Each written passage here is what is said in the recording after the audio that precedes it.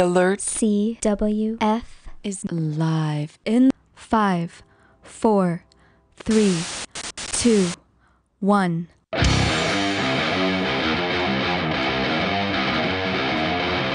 stuck here in the middle of nowhere, the darkness slithering to grapple to me. I look within to find the things that I don't always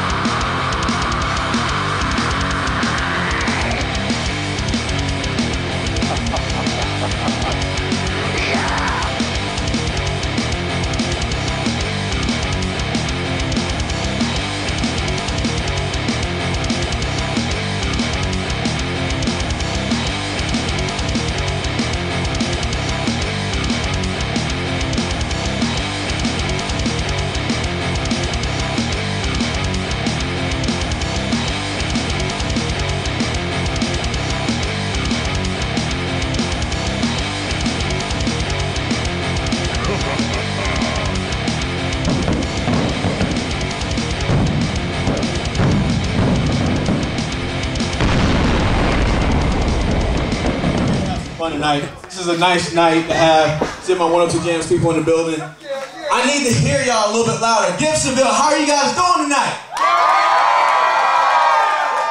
We got family over here. Kyle, I want to thank you for coming. This is Kyle Centillion from the Wild Wake Up Show. Everybody, 102 Jamz, give them love, everybody. We're the real wrestling fans that make some noise out here tonight.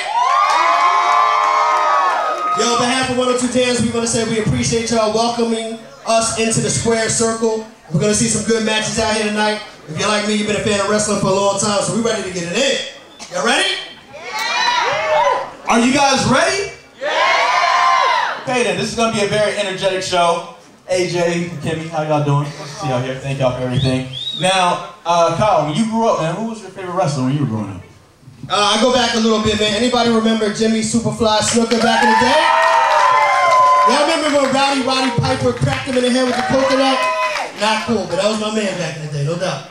You know what, that's just to give everybody a backstory. Everybody wonders why I wear these colors and all this stuff. That's actually the reason why Jimmy Superfly Snuka was one of the first people that I really loved. So that's why I like to fly around, do those things. And I just like to be a colorful person. So that's why I wear what I wear. That's a little backstory for all that. So we're gonna get this thing started, man. This is an awesome event. WrestleJam, is everybody ready?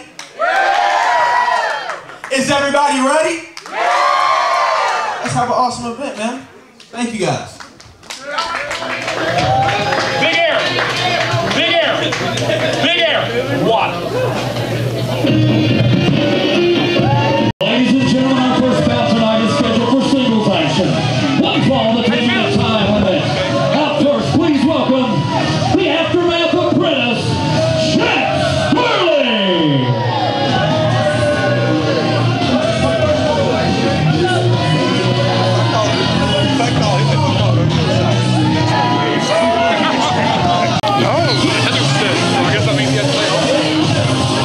And ladies and gentlemen, please welcome his opponent tonight, Arik Royal.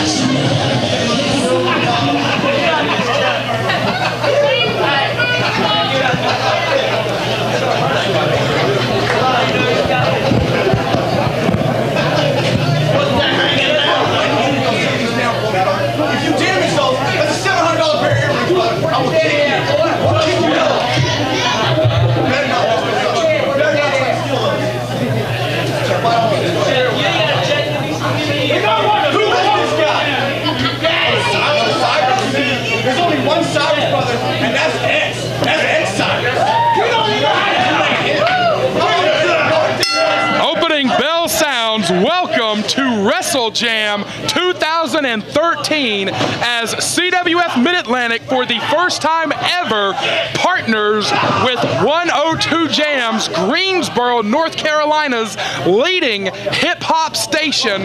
We have gotten so much attention, so much affection from the 102 Jamz staff promoting this event for weeks on end.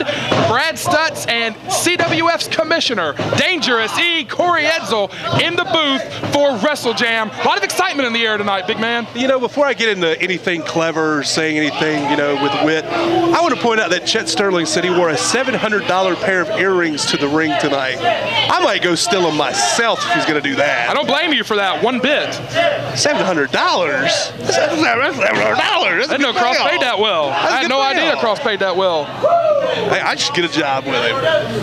You have a job. You commission. Oh yeah, sorry. You commission the affairs here. Commissioner. Opening contest here at WrestleJam. The Aftermath apprentice, Chet Sterling, locking up with Ernie Osiris. Ernie Osiris, a double tough individual, a graduate of the Ring of Honor Wrestling Academy, formerly the lackey, you might say, for Prince Nana and the Embassy. And an intriguing matchup on paper, as you've got Ernie Osiris, who for years was the underling, the bottom man in the totem pole in the Embassy, against Chet Sterling, who undeniably currently is the bottom man on the totem pole for the Aftermath. It's the winner's the top bottom guy. Well, you could say that. The top bottom guy. Ernie Osiris now trying to do things on his own. He's split from Prince Nana. He's a singles competitor now, and looks like he's gonna fly on Chet Sterling. Wow, that is right over the top. Early for that. Look at that. Taking out kind of a nice attitude, too. Attitude change. Osiris tremendously athletic, and you're 100% right about the attitude change. After years of being with Prince Nana and the Embassy, now you're seeing, posted him right in the face. Now you're seeing this kid come into his own, show us who he really is. This is his first time here at CWF Mid-Atlantic, but I've been watching Ernie Osiris for several months now. He's competed over for PWX out of Charlotte, and a lot of other promotions, only got 2, as he's tried to get his name out there, and basically a resurgence, a renaissance in the career of Ernie Osiris that he's trying to undertake here in 2013. He's kind of a part of that movement where wrestlers predominantly from the northern area actually coming south. Absolutely. For the winter. So much going on all over the country. So many exciting things happening in pro wrestling. Cover here from Sterling. Only got one. I literally cannot think of a more exciting time in pro wrestling than what we are experiencing right now. National Pro Wrestling Day is coming up on February 2nd in Philadelphia, Pennsylvania, with over 20 matches from over 20 promotions, organizations from all over the country. Right here in Gibsonville, North Carolina, we've gotten tremendous radio penetration from 102 Jam that has put us on the front page here and locally. So many exciting things happening in wrestling right now. It's the exciting time of the year in pro wrestling here as we gear up for the big shows coming up in April. Calm down, brother. We still got 2 hours of shills to go. We do. You're right. Man, I haven't even plugged the Twitter yet, where you can follow us at CWF Mid-Atlantic on Twitter. There you go. I haven't even said that we're on YouTube, which is probably where you're watching us right now. It's CWF Mid-Atlantic. I'm going to drop that one on you so I can steal it from you. YouTube.com/CWF Mid-Atlantic. I think Randolph even still runs a MySpace. I think he does. He's got a message board. He does have a message board. Does anyone have a message board anymore? Randolph does. Absolutely. Big knee drop. MySpace.com/CWF Mid-Atlantic. Chet's pointing out that he's dropped 2 knee drops. He's going for a 3rd one. Oh, he wants to count. Mistake there. Not really sure why. I tell you, I don't think that was wise move considering who he's wrestling. Ernie Osiris, his whole kind of mission in life right now is proven that he's not a punk, that he's not an underling, he's not a stooge. You know, this is a guy that's extremely motivated, and for Chet to treat him that way, I don't think is a wise move. And Chet's whole job is to prove that he is a stooge so he can get a full-time job. Big clothesline from Chet. Nice. Caught him right on the jawline, took him down. Instead of covering him, hops up to the 2nd rope. That might be a mistake. Big drop kick. What do I know? Missile drop kick. What do I know? He was measuring him, took his time with it. Got a 2 count. Those earlier near falls, he was only getting one. So 5 minutes has expired. 5 minutes remain. As we get the 5-minute call, what Chet's been doing is working. But he's only got 5 more minutes to wrap it up. Hooks him up for the inverted DDT, spins over, catches him. Nice variation of the neck breaker, but lazy cover. If I ever got beat with a cover like that, I'd probably quit. Not again.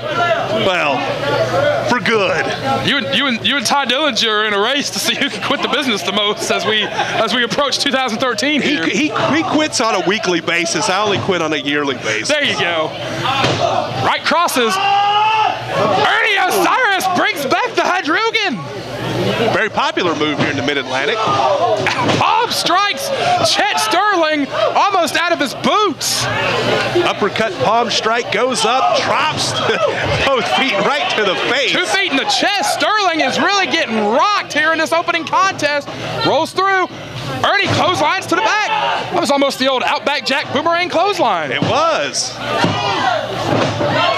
Outback Jack usually got the win with it, though. Well, for the first couple of weeks, but after that, not so much. Yeah.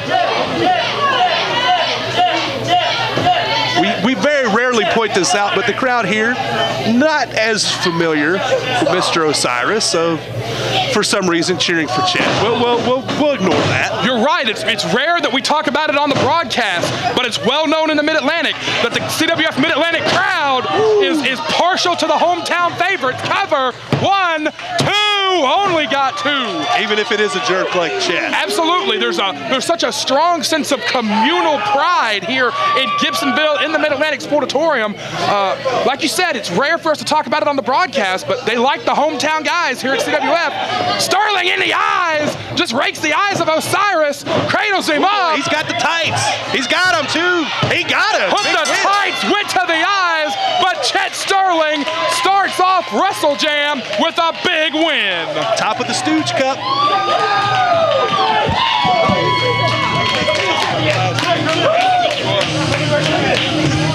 And ladies and gentlemen, your winner by pinfall, 7 minutes and 5 seconds, Chet Sterling.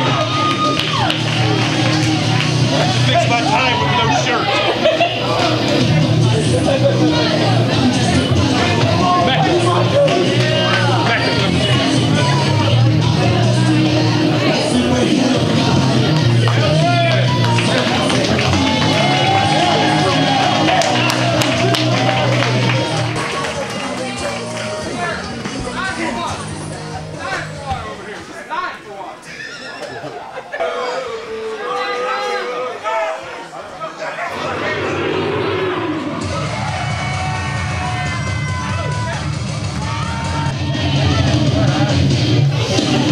Ladies and gentlemen, our next bout tonight is scheduled for singles action. 1 fall with a 20-minute time limit. Please welcome McALLISTER!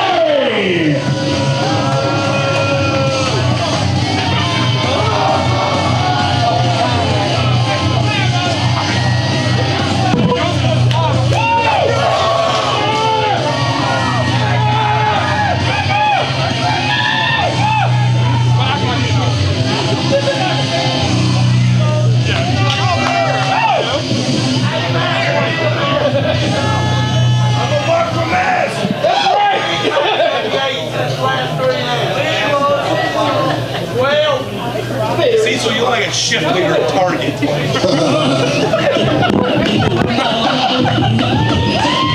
And ladies and gentlemen, please welcome his opponent tonight, Robin Goldfin!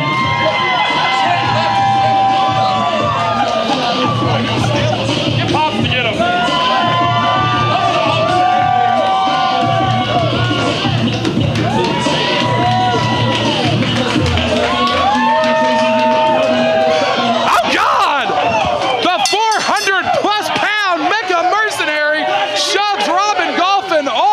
To the floor, a real David versus Goliath match, if there ever was one here, between young Robin Golphin and the Mecha Mercenary. But Corey, you know as well as I do, we have seen in the past that Mecha has been frustrated by smaller opponents. Yeah, you're right, but I don't think we're going to have that problem. Oh, God, into the post tonight. Crashed and burned into the post. Oh. What is, I got to get inside your head on this one. You know, we have so many young guys that are wanting opportunity here at CWF Mid-Atlantic.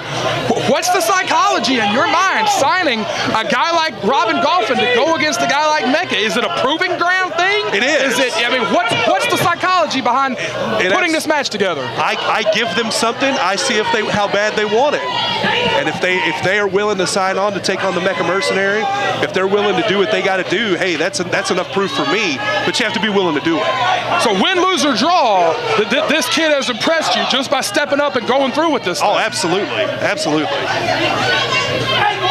Golphin's in bad shape already at the start of this thing, trying to strike on the body, but he's hurt bad, you can tell.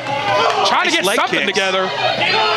Front roundhouse kicks. Oh, that's the end of that. Bad move. Oh! Was that the mat or his spine? Crowd here in Gibsonville cheering for Robin. They want to see the upset. Oh. It's certainly not impossible. How many times now has Mecha been frustrated by Matt Smith? Smith's got, 30 or 40 pounds on RTG, but point is, it's not impossible. But Mecha Mercenary is also a little more focused now. We saw what Mecha was able to do more focused against Matt Smith. He didn't let it get to him like he did the first time, and he was able to capitalize. This may be a whole different monster. It's an intriguing matchup. So far, Mecha looks firmly on his game. If he crushes him with that 400 pounds, it's over. The only thing he could do, he threw up both feet and used Mecha's own weight against him. Did it again. Did exactly what he needed to do right there. He's praying for a knockout. Nice drop kick to the chest. Boom. RTG has got to swing for the fences every time. Not to get too personal with you, but it's happened to you before. Sometimes those big guys can still get floored with one big shot if you hit it just right. Oh, absolutely. Anyone can.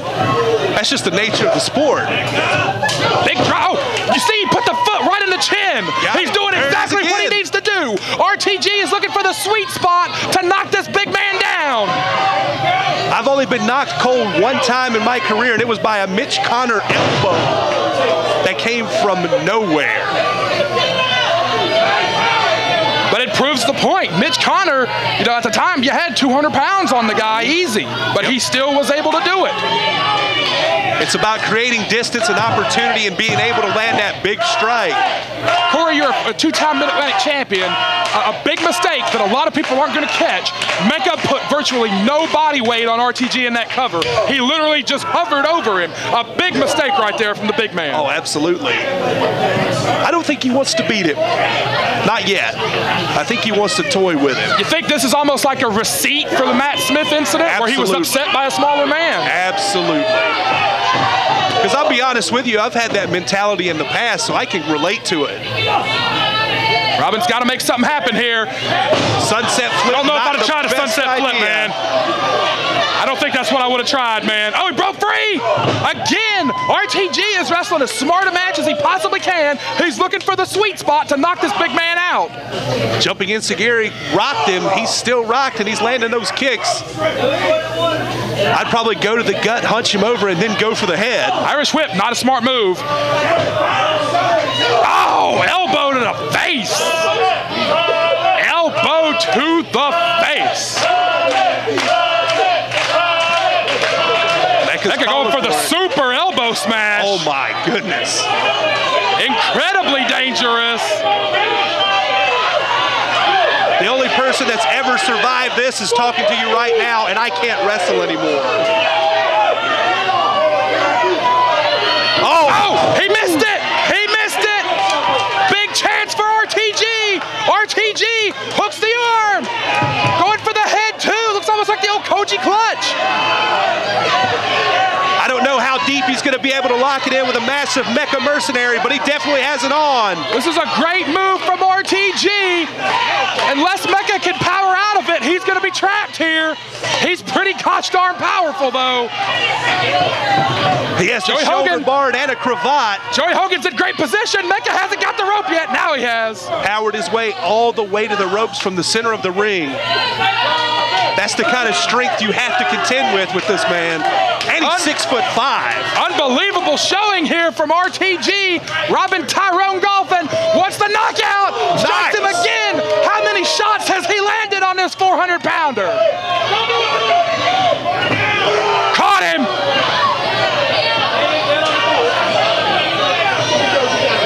Oh! All the weight came down.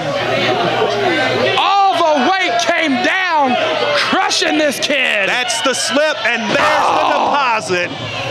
400 pounds, 3 in the sternum. All the way to the bank. Oh! Mecha wins it. Tremendous effort from Robin Tyrone Golphin, though.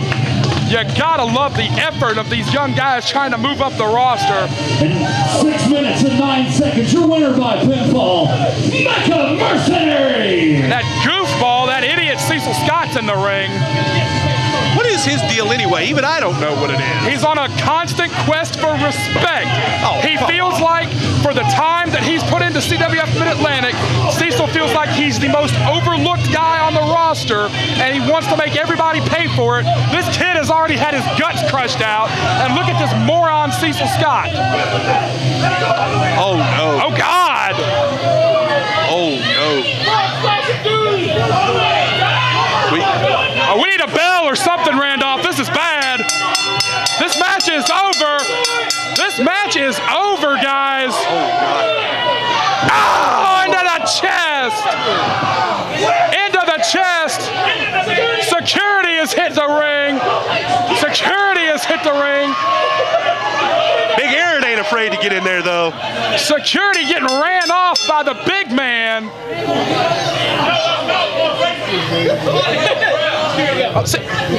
Cecil shoving Big Aaron out of the way. He says we're working here. The work is over, buddy. Whoa, whoa, whoa. Oh. Wait a minute. I heard that salary, Big Aaron. I heard that salary. Oh, God. Oh, we my gotta God. fight. Big Aaron and Mecha. One of our young trainees, Big Aaron, doing security here for us. Big Oh, God. He took the big man down. Holy cow. Yeah, earn that paycheck. Yeah. Holy cow. He just kept, yeah. Man, I'm going to give him extra money for that. Unbelievable here at WrestleJam. Look at the look on Mecha's face. Even through the mask, you can see the look on the face of Mecha Mercenary. Yeah. Big Aaron. Where did he learn that move?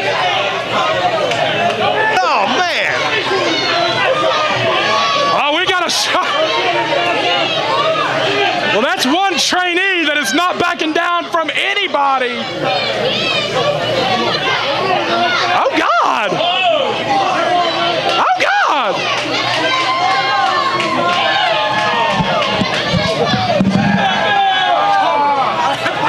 Wait, man. He earned his paycheck, Cecil. Get out of here.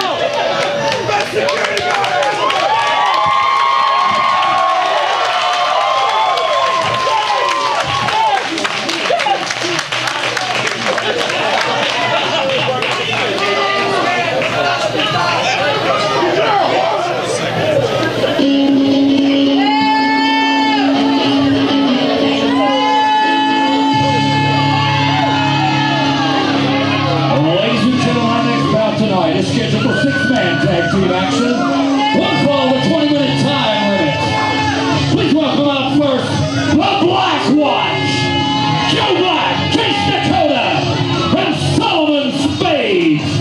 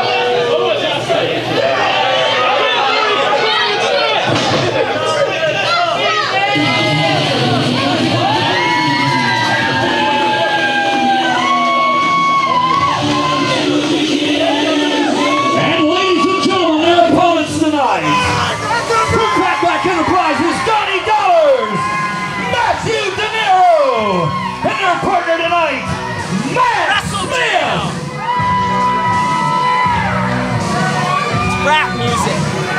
Haven't heard any yet tonight. We got the Power Glove. I got my best pal.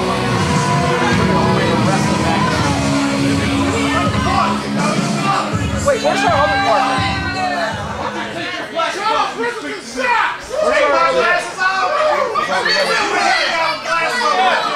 That's my boy down here.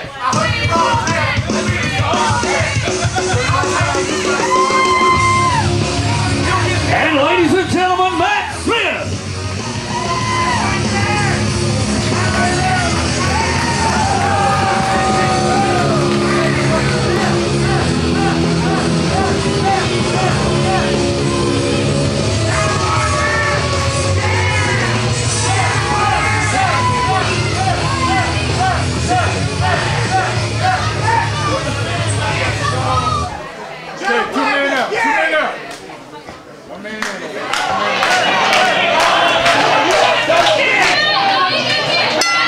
Well, as you saw, Matt Smith requiring his own entrance. That's how you get your own music. He just refused to come out. He does not get along well with others, as we have talked about time and time before. This a rematch of our anniversary Supercard Battlecade that we had back in December. The Black Watch was victorious in that one, Texas Tornado style.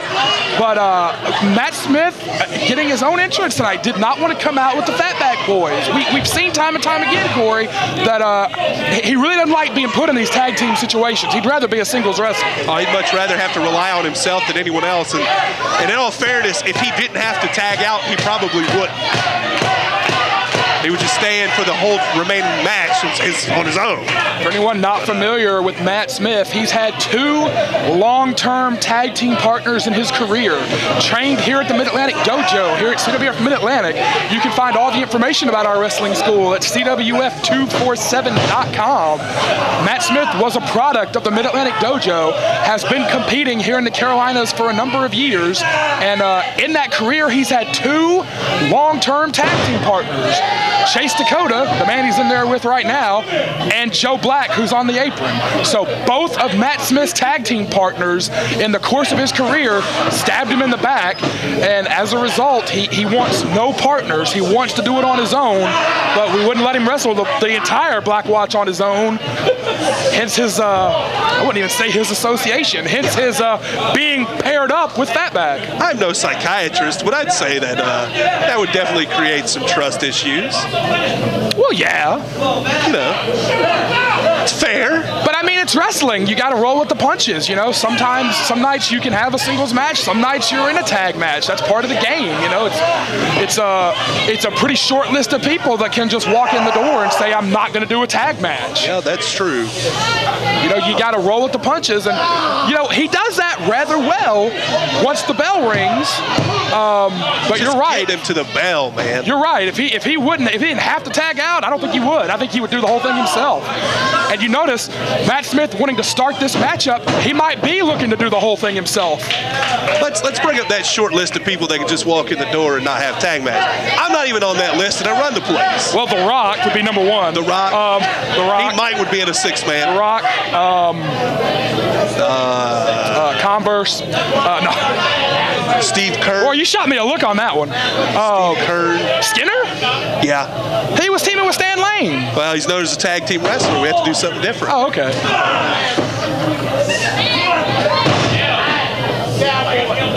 Matt going for the matlock. Nope, kicked off.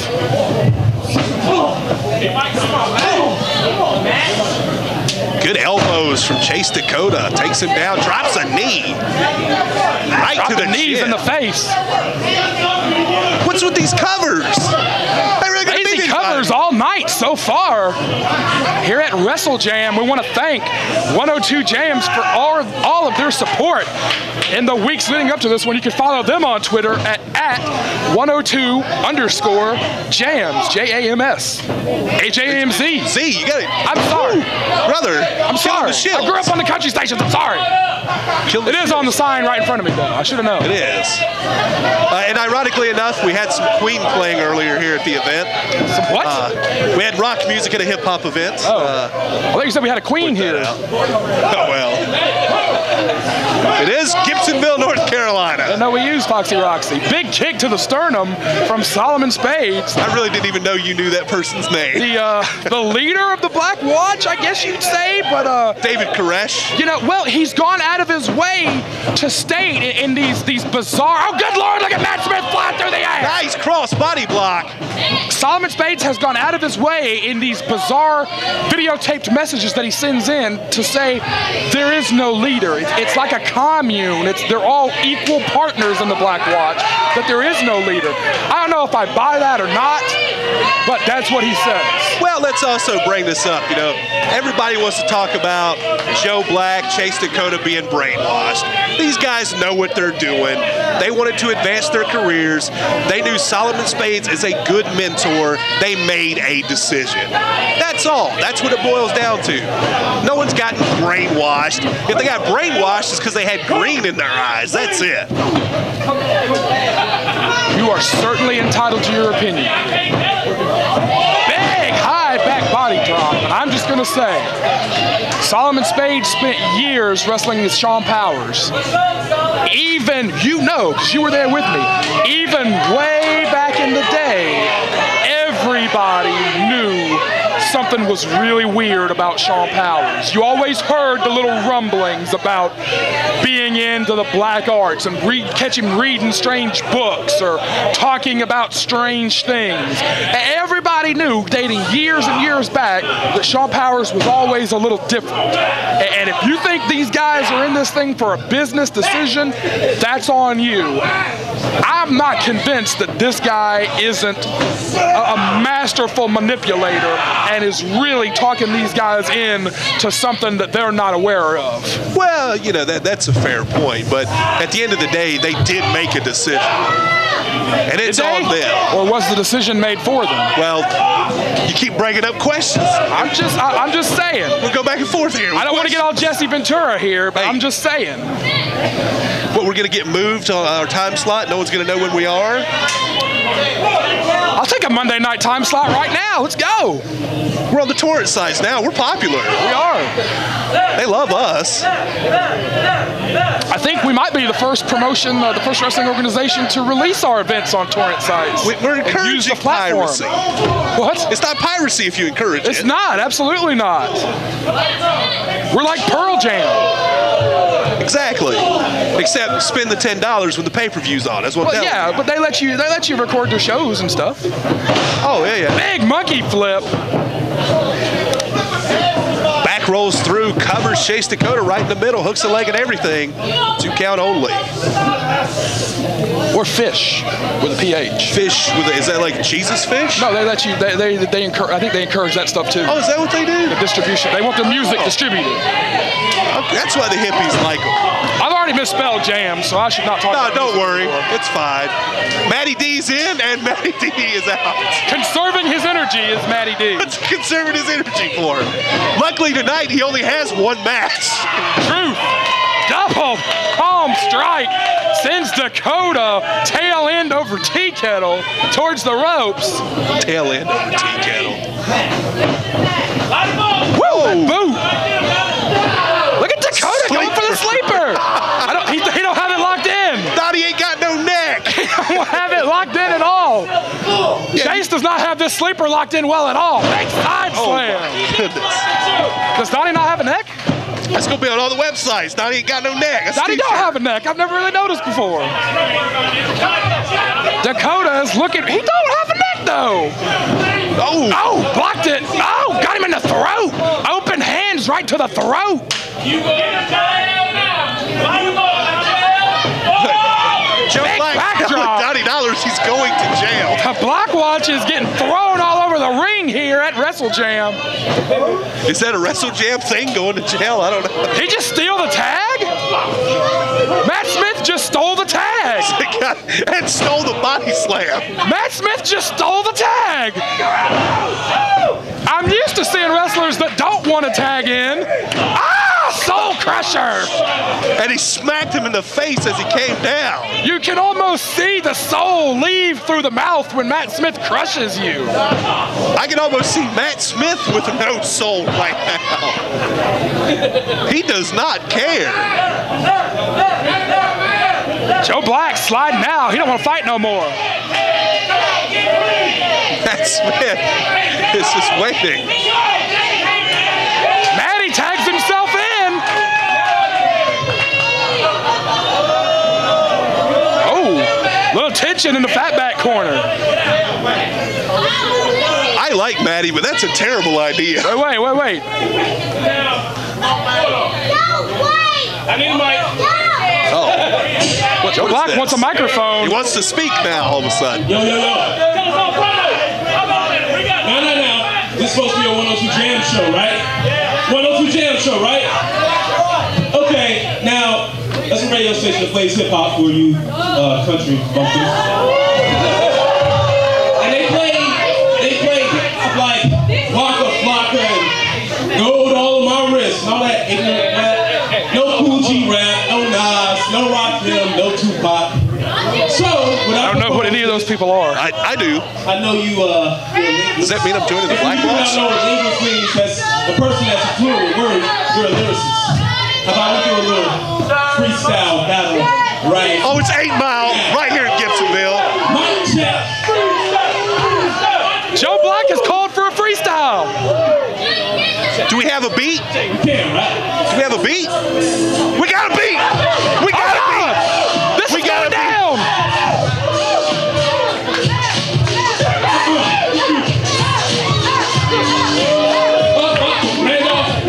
Cut off the beat, please. I don't need a beat.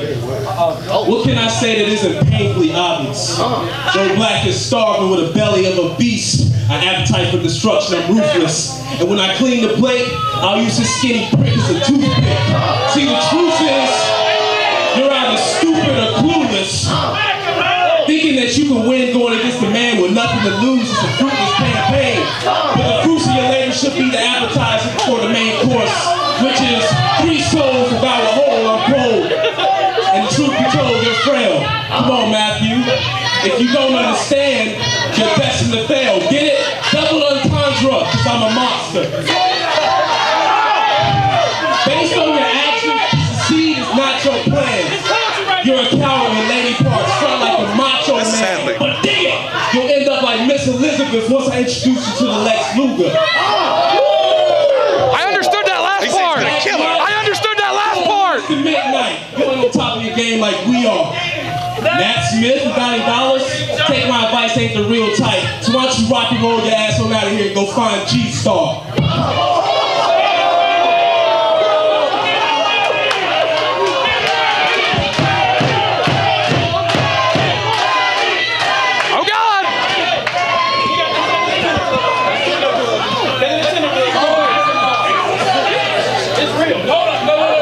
Charles Richardson's face right now is priceless. Oh, he's powering up. He's powering up battle rap Matty. Wait, hold on. AC up, down, and wide. We got another beat. Call the Black Box true. I'm about to flip the market team on each and all of you. The hero. You gotta give me 0. Out on the floor, 8 steps, your hero. Got it locked like they killer line. Rock your neck and drop it hammer to your body spine. Super kick, face, super kicking hell rhyme. Matty whip the chase, Matty got the crazy grind. If I'm in the race, Matty got the winning time. Always speaking the trace. I'm just gonna stop signing him to matches.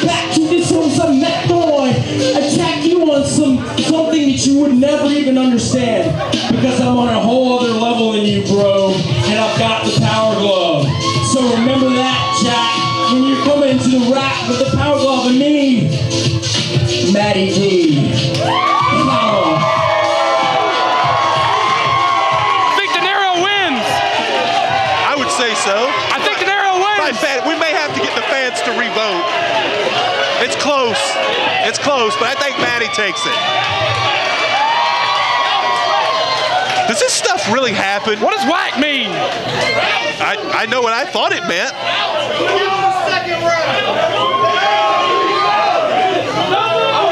Matt Smith is not happy. Oh, God! And we're back to, wait, there is a match going on. I didn't hear a bell. The bell was 10 minutes ago.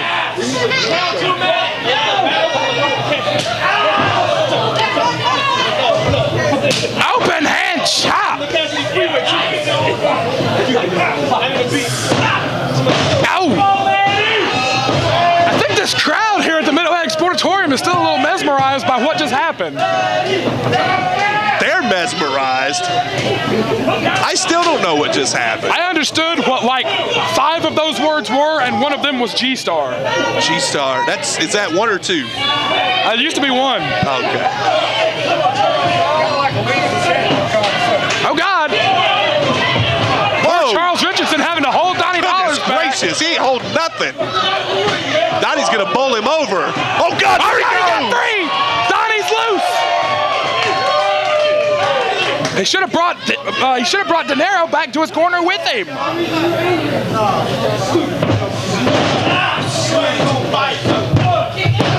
Woo!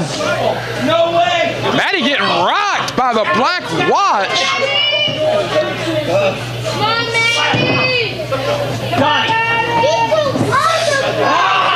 I tried to teach Donnie the finer arts of tag team wrestling, but he is still in the tag team, so. Although I am the only wrestler that would come in and hit my partner, so, you know. Joe Black. In the situation from ringside, jawing with the referee as Chase Dakota has got things firmly in hand in the ring. Matty trying to make it, did not make it. Matt Smith doesn't even have his hand extended. Matt Smith doesn't really do anything that he doesn't want to do. You know, he's a strange cat, that Matt Smith.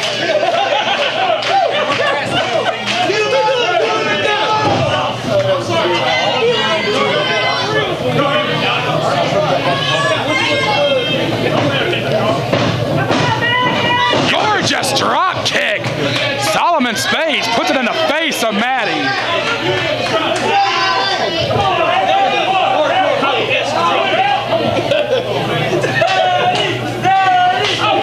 Gibsonville coming alive for Matty D. Give us some kind of 3, 4, whatever. My 16 minutes has elapsed. We have 4 minutes left in the time limit. Belly to back from Solomon Spades. Right in the middle. I tell you, cover, great ring positioning, only got 2. All the energy that Matt Smith, De Niro, and Dollars had built up in this building has been sucked out now that the Black Watch have taken over on offense. These are 3 dangerous, calculating guys, and since they have isolated Matty D, all the energy just got sucked out of the room here at the Mid-Atlantic Sportatorium. Nice veteran maneuver there from Solomon Spades. Actually put himself between his partner and the opponent from the corner so the opposing team couldn't come in to do anything. That's a veteran move there. Very wise move. Matty slips out of the suplex. Super kick right in the face of Dakota, but he's got to make the tag. Time is ticking away for the team of Dollars, De Niro, and Smith.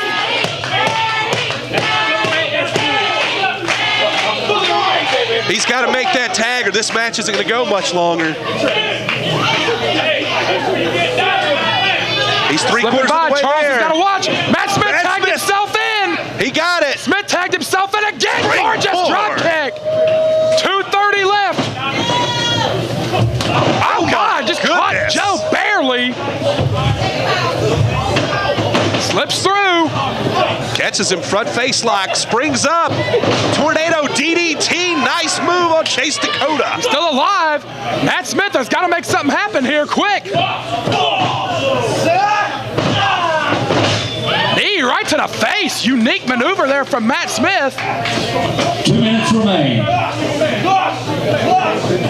Duck one. Double leg Matt takedown. going for that Matlock again. He wants to wrap somebody up here.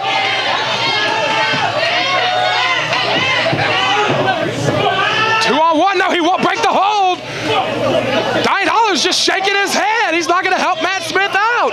There's some real tension on the fat back Matt Smith's side here. T-bone.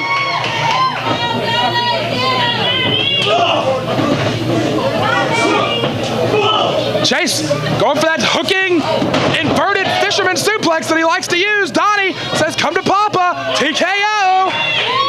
There it is.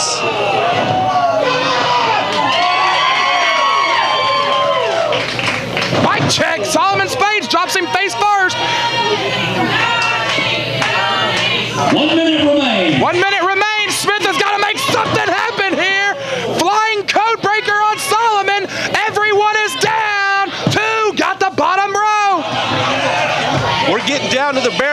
results here. 45 seconds remaining. There's only 2 men still on their feet. Everyone is down. And ironically, Smith is going to need to win this one on his own like we talked about. 30 seconds remaining. If it happens, Smith is going to have to win on his own. Shoves both men off. Double knees. Behind Solomon. Hook. He's up there. Spins through. Hurricane Rana. Has both legs. 2, 3. Got him. 8 seconds left. And Matt Smith, De Niro, and Dollars have won it in a nail biter.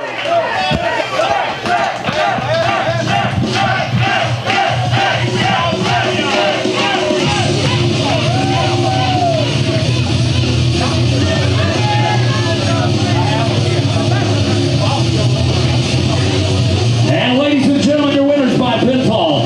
19 minutes and 51 seconds.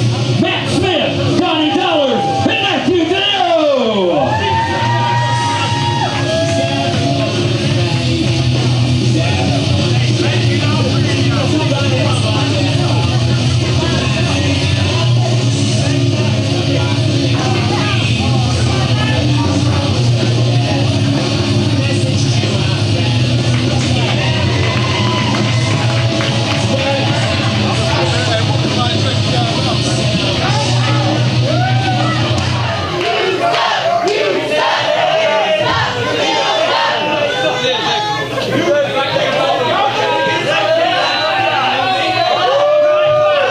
Hey guys, before we get the next match going, I wanted to make a quick announcement.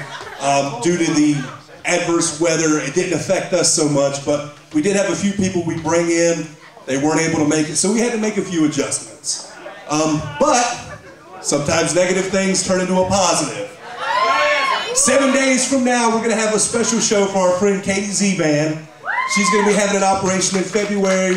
Every dollar goes toward the Z-Band family to help them out. So I'm thinking to myself, how can we help promote that show tonight?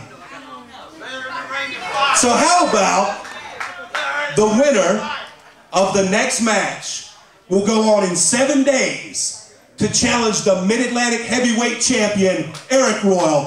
That's how we're going to make that thing bigger. Thanks everybody. We hope you enjoyed it. Again, we apologize for the inconvenience, but I think you'll be satisfied. We always do that for you.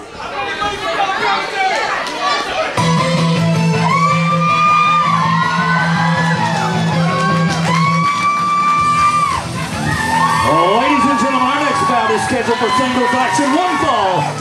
With a 20-minute time limit, please welcome back CEDRIC Alexander.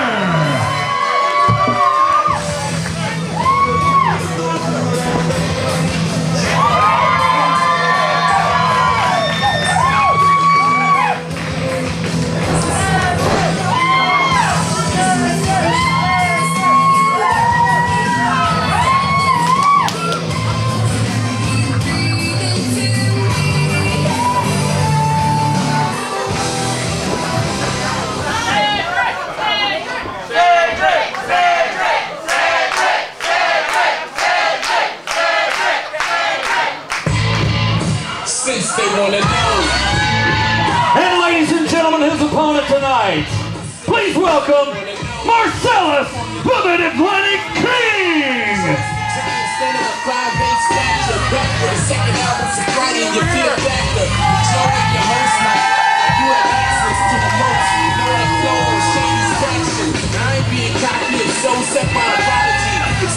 No, I process my thoughts logically. First we sell shots to toe from tsunami. But haters like the air, it's the white boy, the honey. The flow is more honey. I'm still veiled, but never label shiny. Only so charming, must Obi reminded. First we get a shot, so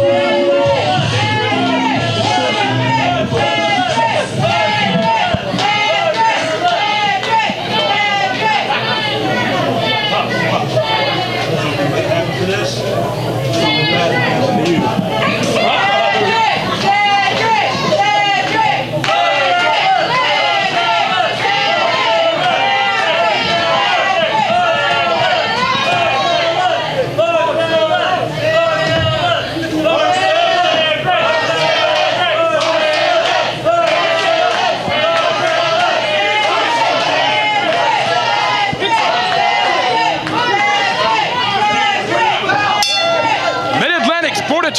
is on their feet for Ring of Honor's Cedric Alexander. Here is a last-minute substitution to take on Marcellus King. The couple of inches of snow we got here in North Carolina, nothing compared to the snow that is currently covering parts of Virginia. As a result of that, some of our talents that come in from out of state snowed in, but what a unique matchup we have here. Marcellus King against Cedric Alexander. The winner, 7 days from tonight at the Caitlin Z-Band benefit, will face the champion, Arik Royal. Yeah, I make the best substitutions. You did good with this one. I like it. I did good with the last one. I like it. Red attitude. Come on. I know you were a little, you know. And how often do you see two high-class wrestlers like this who are good guys, they're baby faces, get in there and actually go at it for an opportunity at the title? You don't see that very often. Undeniably so, and a very interesting matchup that's been made here. Two interesting people to draft for this kind of match. Marcellus King, a veteran, number of years under his belt, but a lot of us have always felt like he's never quite reached his potential. He has never been the Mid-Atlantic champion. He has held some prestigious titles all up and down the East Coast, but he's never been the Mid-Atlantic heavyweight champion. Cedric Alexander, younger, fewer years in the sport, and somebody who a lot of people, myself included, believe has got tremendous potential. You almost see Cedric Alexander and you almost see Marcellus King from maybe 2006, 2005. You see that young, raw talent. The winner of this one will face the champion. No ifs, ands, or buts about it. And you've got to think both guys are fired up at the chance to finally realize their potential and capture the big one. Oh, absolutely. You have to go back to Battle Cave with Marcellus King picking up a big win over Rick Converse, man. That vaulted him right into the top 10 for the Mid-Atlantic title. Of course, you have Cedric Alexander, who's been all over the world with Ring of Honor, and I couldn't think of a better way to decide an opponent for the champion 7 nights from now. You know, this is a big deal, guys. Big deal. We don't want to take away from the action that's heating up here in the ring. Kick gets nothing. Up on the shoulders, fireman's carry, gutbuster. We don't want to take away from that. But Arik Royal, since capturing the Mid-Atlantic Championship on December the 29th, has embarked on the most rigorous schedule of any new Mid-Atlantic champion we have ever seen. Back at New Year's Knockout, he accepted a pretty much random out-of-the-blue challenge from Chet Sterling. He beat him in a couple of minutes, but the fact remains, anything could go wrong at any moment. He still put the title on the line. Just a few days ago, at the Omega Chinlock for Chuck benefit, Arik Royal put the title on the line again in a 4-way elimination match where he survived Rick Converse, he survived Brad Attitude, and he survived Scotty Matthews in that 4-way elimination match. And now, 7 days from tonight, it will be Arik Royal's 3rd title defense in 30 days when he faces either Marcellus King or Cedric Alexander. Corey, you've been the Mid-Atlantic heavyweight champion twice in your career. Is this too ambitious a schedule for a young, inexperienced champion like Arik Royal? Yes, but I don't blame him for doing it. I hope in the end it doesn't. Do you think catch he up can pull it off? You know what? He signed the dotted line. That's all we can wait and see. That's all we can do. I would have to consult the Grant Sawyer Almanac and Stat Book to see the last time the Mid-Atlantic title was defended 3 times in 30 days. Royal will definitely defend it 3 times in 30 days. It's just a matter of if he will keep it or not. Nice suplex there from Marcellus King. Covers Cedric. 1, 2. Nope. Cedric out of there. Didn't have a lot of oomph on that kick out, but he got the shoulder up. Marcellus King with Cedric right in the middle of the ring. That's where he wants this guy. If the pace picks up, it's to Cedric's advantage right there. Woo! Will we see a prettier drop kick anywhere than that one? 2 count only. Fans here at the Sportatorium were calling for the 3 count after that drop kick. As pretty a drop kick as we've seen in years. And CEDRIC strikes again. This guy undeniably has got the reputation of being one of the hardest strikers, not just in the Mid-Atlantic, but he's developing a reputation all around the world. He just woke up Marcellus King. Oh boy. Fires away, does King. The second one, there's a third one. Turns him around, CEDRIC catches him with kicks. Oh, caught him in the chin. These two are literally duking it out for a chance to wrestle Arik Royal 7 days from tonight for the Mid-Atlantic Championship. And let's make a point. These guys don't hate each other. No, not at all. They're actually very good friends. They've been partners in other regional promotions here in the Carolinas. Not tonight, though. Kicked him right behind the ear. I like it when friends fight. Kicked him right behind the ear. Corey, you know full well a well-placed shot like that will knock your lights out. Oh, yeah. That hurts. That's all I got. I'm sorry. Crowd here in the Sportatorium seems to be a little richer behind Cedric Alexander right now. I don't know who they're behind. I can't even make out what they're saying anymore. At times it's 50-50. At times I think it kind of sways towards Cedric. Well, that might have a little bit to do with the nasty reputation that Mr. Marcellus King does have. He'll tell you he's not a guy that's going to walk in here and wear a white hat. The fans sided with him against Rick Converse. At no point did Marcellus come out here. Cover from CEDRIC. 2. At no point did Marcellus come out here and suck up to the fans and say, hey, I'm going to be a nice guy. He said, I'm not going to be with the aftermath anymore. And that was that. He will absolutely still do what it takes to get ahead. I think he's proven that time and time again. CEDRIC getting a full head of steam, comes over, backdrop to the apron, but lands on his feet, catches him with a forearm. CEDRIC looking for a springboard here. Springboard. Caught him, running around. No, it's floater suplex. King loves to swing with a big backbreaker across the knee. He calls it the merry-go-round. I might would have used it right there if I was Marcellus King. Inverted atomic drop. Belly to belly over the top. Takes down CEDRIC, and Marcellus is back up. And to your point, Commissioner, it feels in the building now like the energy is swaying towards Marcellus King. Everybody likes a winner. Hooks him up, fireman's carry. Samoan drop right in the middle. That's Good looking Samoan drop. Put all his weight on him. That's a new one for Marcellus. Hadn't seen him use that very often. Woo! Near fall.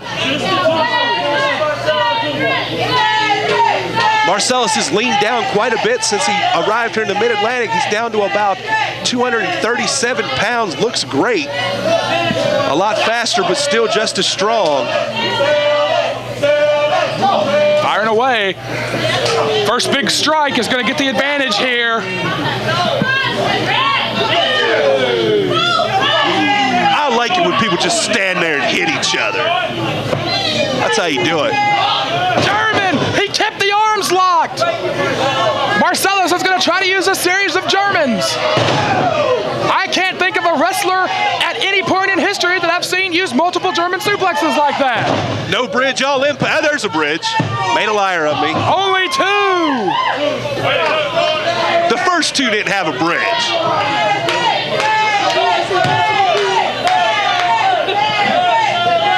Marcellus making his way back to his feet. Maybe a little bit shocked by that, but shouldn't be. Marcellus is up first. He needs to strike.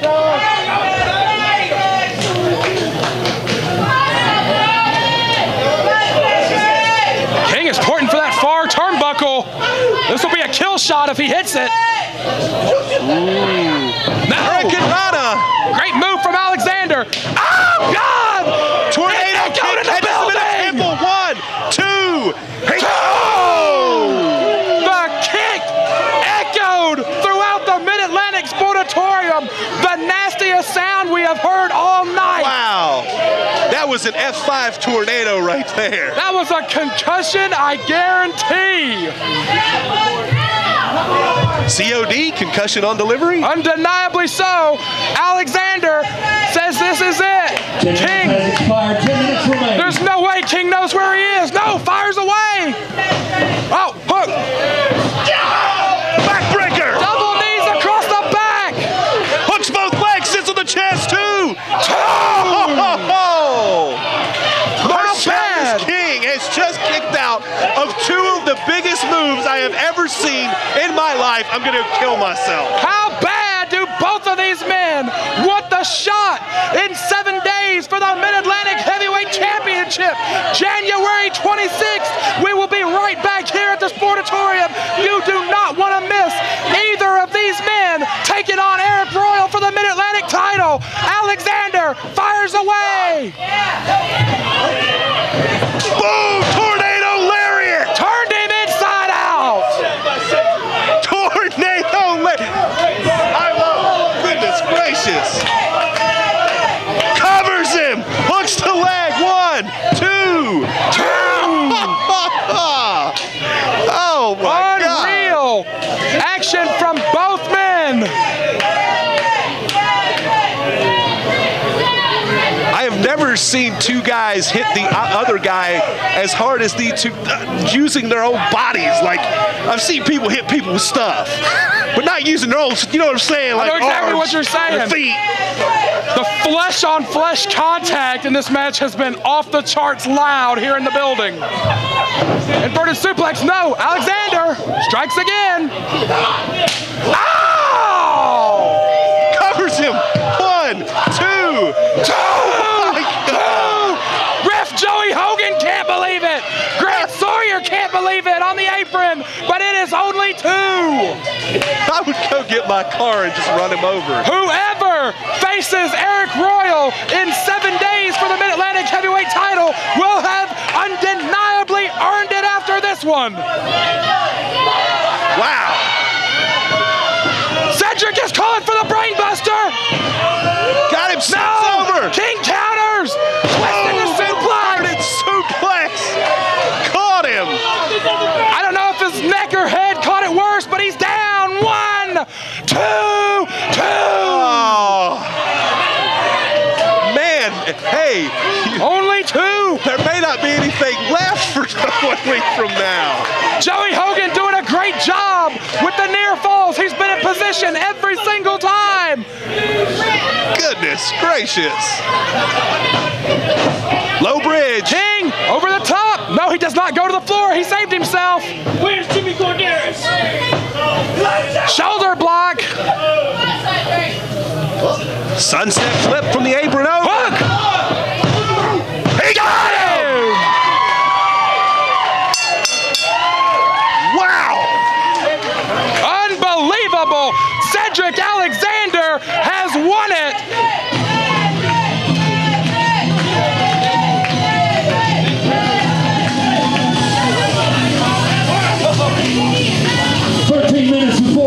Your winner by pinfall, facing Big Arik Royal next week for the title, CEDRIC Alexander!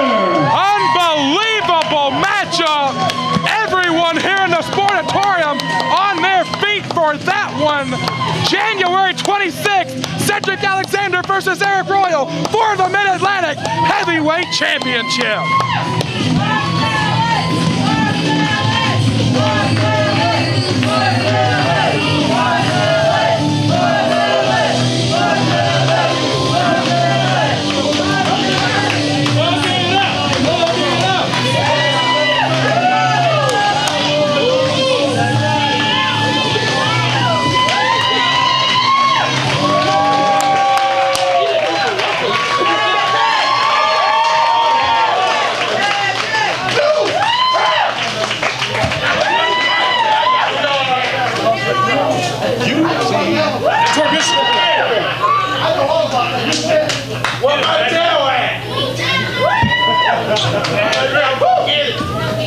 Pizza and popcorn, it's intermission time. We'll be right back. Ladies and gentlemen, we're going to have a brief word from William L. Cross.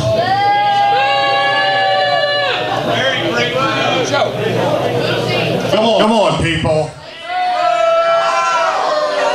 I'm the only one with any class here.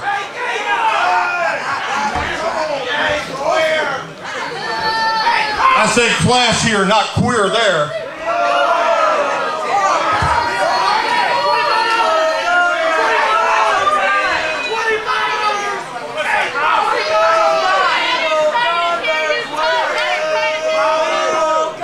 Well, they didn't pay to see you stand up here at ringside, so sit down and shut up.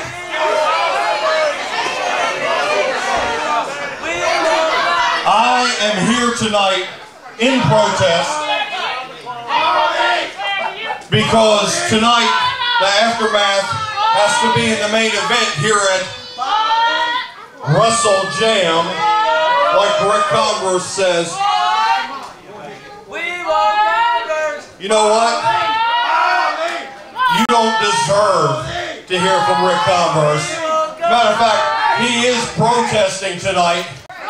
However, he does have something to say to you, inbred ignorant, especially you. Sit down, I told you sit down. All of you sit down.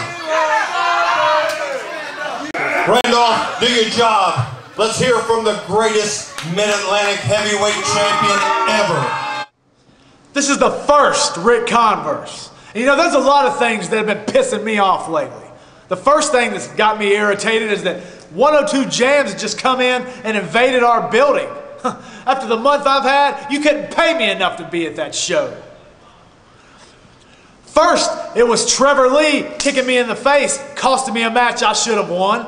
Then it was William Cross tripping my leg, costing me another match I should have won. But all this changes come January 26th. Let's take it back 2 years ago. Let's take it back to the 60-minute Iron Man match with Lee Valiant. The match goes into overtime, and then Lee Valiant ends up winning. Well, I'm going to right that wrong. January 26th. Lee, whatever hole you crawled out of, wherever you've been for all this time, you're stepping into the ring with me, and you're stepping into the ring with a guy who will defeat you. Defeat. Another guy who needs to be defeated, and will very soon, is Sho Smoove Lee. If you're as confident as you think you are, rookie, that you can defeat me, then on February 9th, you bring the match to me. You get in the ring with me. And I'm going to take this hand, just like I did a couple months ago, slap the taste out of your mouth, and leave you laying right there on the floor. And as a matter of fact, when I get done doing that, I'm going to drive to the 102 Jamz station, take over your radio show, because everybody wants to hear what I got to say. No one cares about you anymore.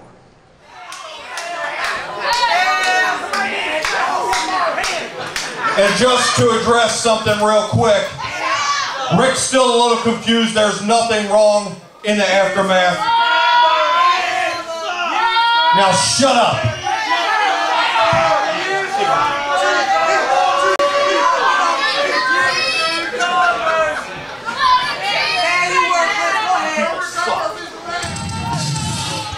And ladies and gentlemen, the next bout of WrestleJam, 10-man tag team action. It's scheduled for one fall with a 30-minute time limit. Please welcome the first team representing the All-Stars. Michael the Fury McALLISTER, El Fuego Jesse Ortega, the Assassin Ray KANDRACK, your CWF Tag Team Champions, Walter Eaton and Roy Wilkins.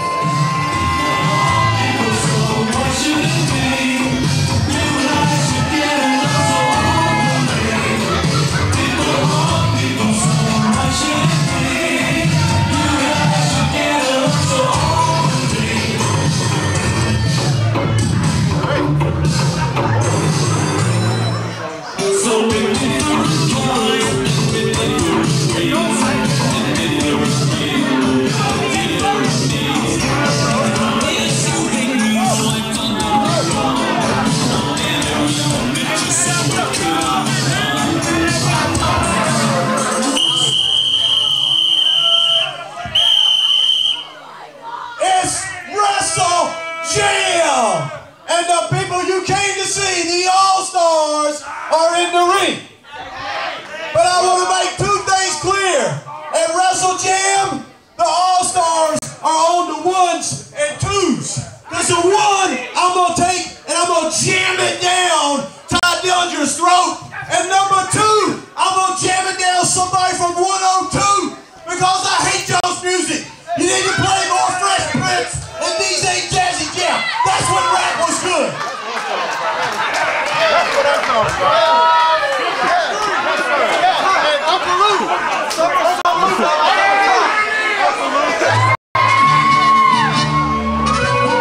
And ladies and gentlemen, our opponents, please welcome Ty Dillinger, the CHIVA Kid, KAMAKAZI Kid, Mark Jamz, and Arik Andrews. La mente los llama a luchar.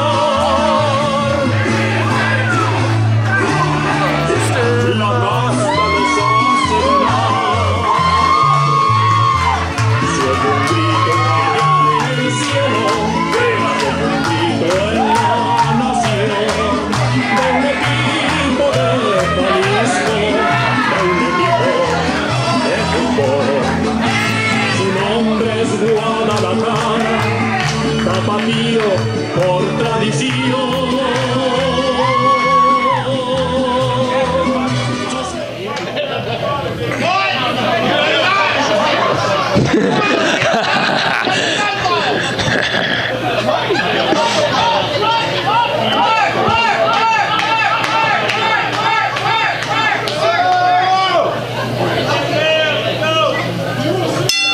I would rather be anyone else in the building right now than referee Charles Richardson, who is going to be in charge of a 10-man tag team bout, one fall with a 30-minute time limit.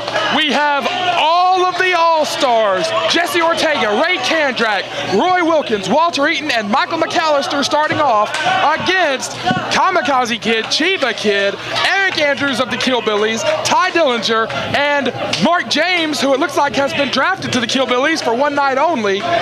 Brad Stutz here in the booth with Matthew De Niro of Fatback Enterprises.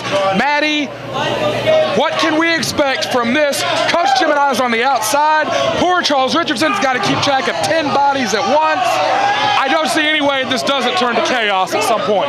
Yeah, you know, as a wrestling fan, you have to look at this match and think to yourself, all right, there's a lot of men in the ring. However, you have one team in the All-Stars. They've been teaming together now for quite some time, you know, and then you got this unconventional team of Ty Dillinger, CHIVA Kid, one half of the Killbillies and Arik Andrews, and then, like you said, the new recruit, Mark Jamz over here, along with Kazi. This is going to be wild. Dillinger strikes McALLISTER with a back elbow. Our fans that have checked out Battlecade 13 that's available for free download right now will know that Dillinger and McALLISTER locked horns back on our anniversary supercard, and McALLISTER was not eager to lock up with Ty again, as now the two luchadors on each team, CHIVA Kid and El Fuego, Jesse Ortega, are going to match up. I got to say, if there's anybody on the roster that can match CHIVA Kid's ability to execute lucha libre style offense, it's got to be Jesse Ortega. Absolutely. Jesse Ortega has shown in the past that he is fully capable of using these lucha rolls, just like you saw right there, going for a quick fall.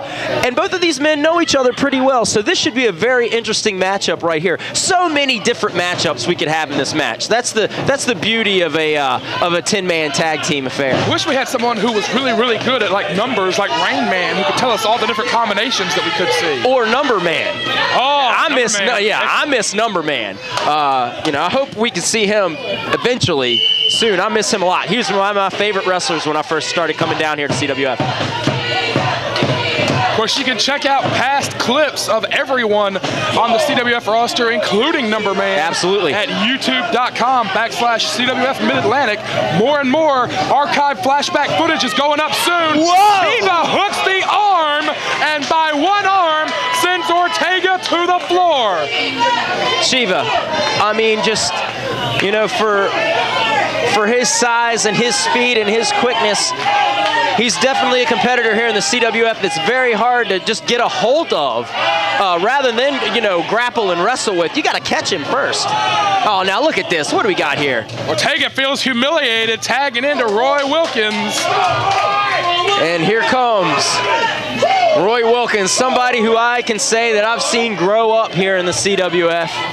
And I'm not going to necessarily say I agree with the direction he went, but I'm not going to lie, I'm very proud of what he has become here in the Mid-Atlantic. Well, let's talk about that, because you were teammates with Roy Wilkins years ago. Absolutely. And had a friendship outside the ring. Did he ever show any tendencies, any hints towards this other side of himself that we're seeing ever since he's been under the tutelage of Coach Gemini? Did he change over time, or was it inside him all the time? You know what? No, I think it was kind of an over time sort of thing. See, me and Roy, we used to love, like, to go out and just like, hey, this sounds weird for me to do and Roy to do. We'd go out, man, we'd play golf, we'd shoot basketball, we'd go out and do all this athletic stuff that he was into, but he was extremely competitive. And, you know, sometimes I had to be like, Roy, it's just a game. But it's always seemed like to Roy, it's not just a game. He's got to have it his way. He's got to win. And I think gradually, under the tutelage of Coach Gemini, he started to believe that even more. And I can't say that I'm happy with where he is right now, but he's accomplished a lot. He's a fellow Rumble winner, just like myself, had previously won the last Rumble. I mean, I'm proud of the guy, but I'm not happy with where his position right now in the Mid-Atlantic. Not happy at all. I feel like that hyper-competitive streak was always in him.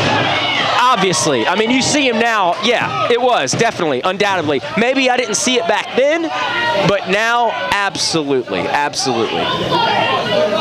As his team looks on, spitting words of encouragement to Roy as he's down. Kazi's got Roy by the chin. We got here KAMAKAZI Kid is another guy I have history with. I mean, he came up in training with me. We grew up in the same town, or not too far apart from each other.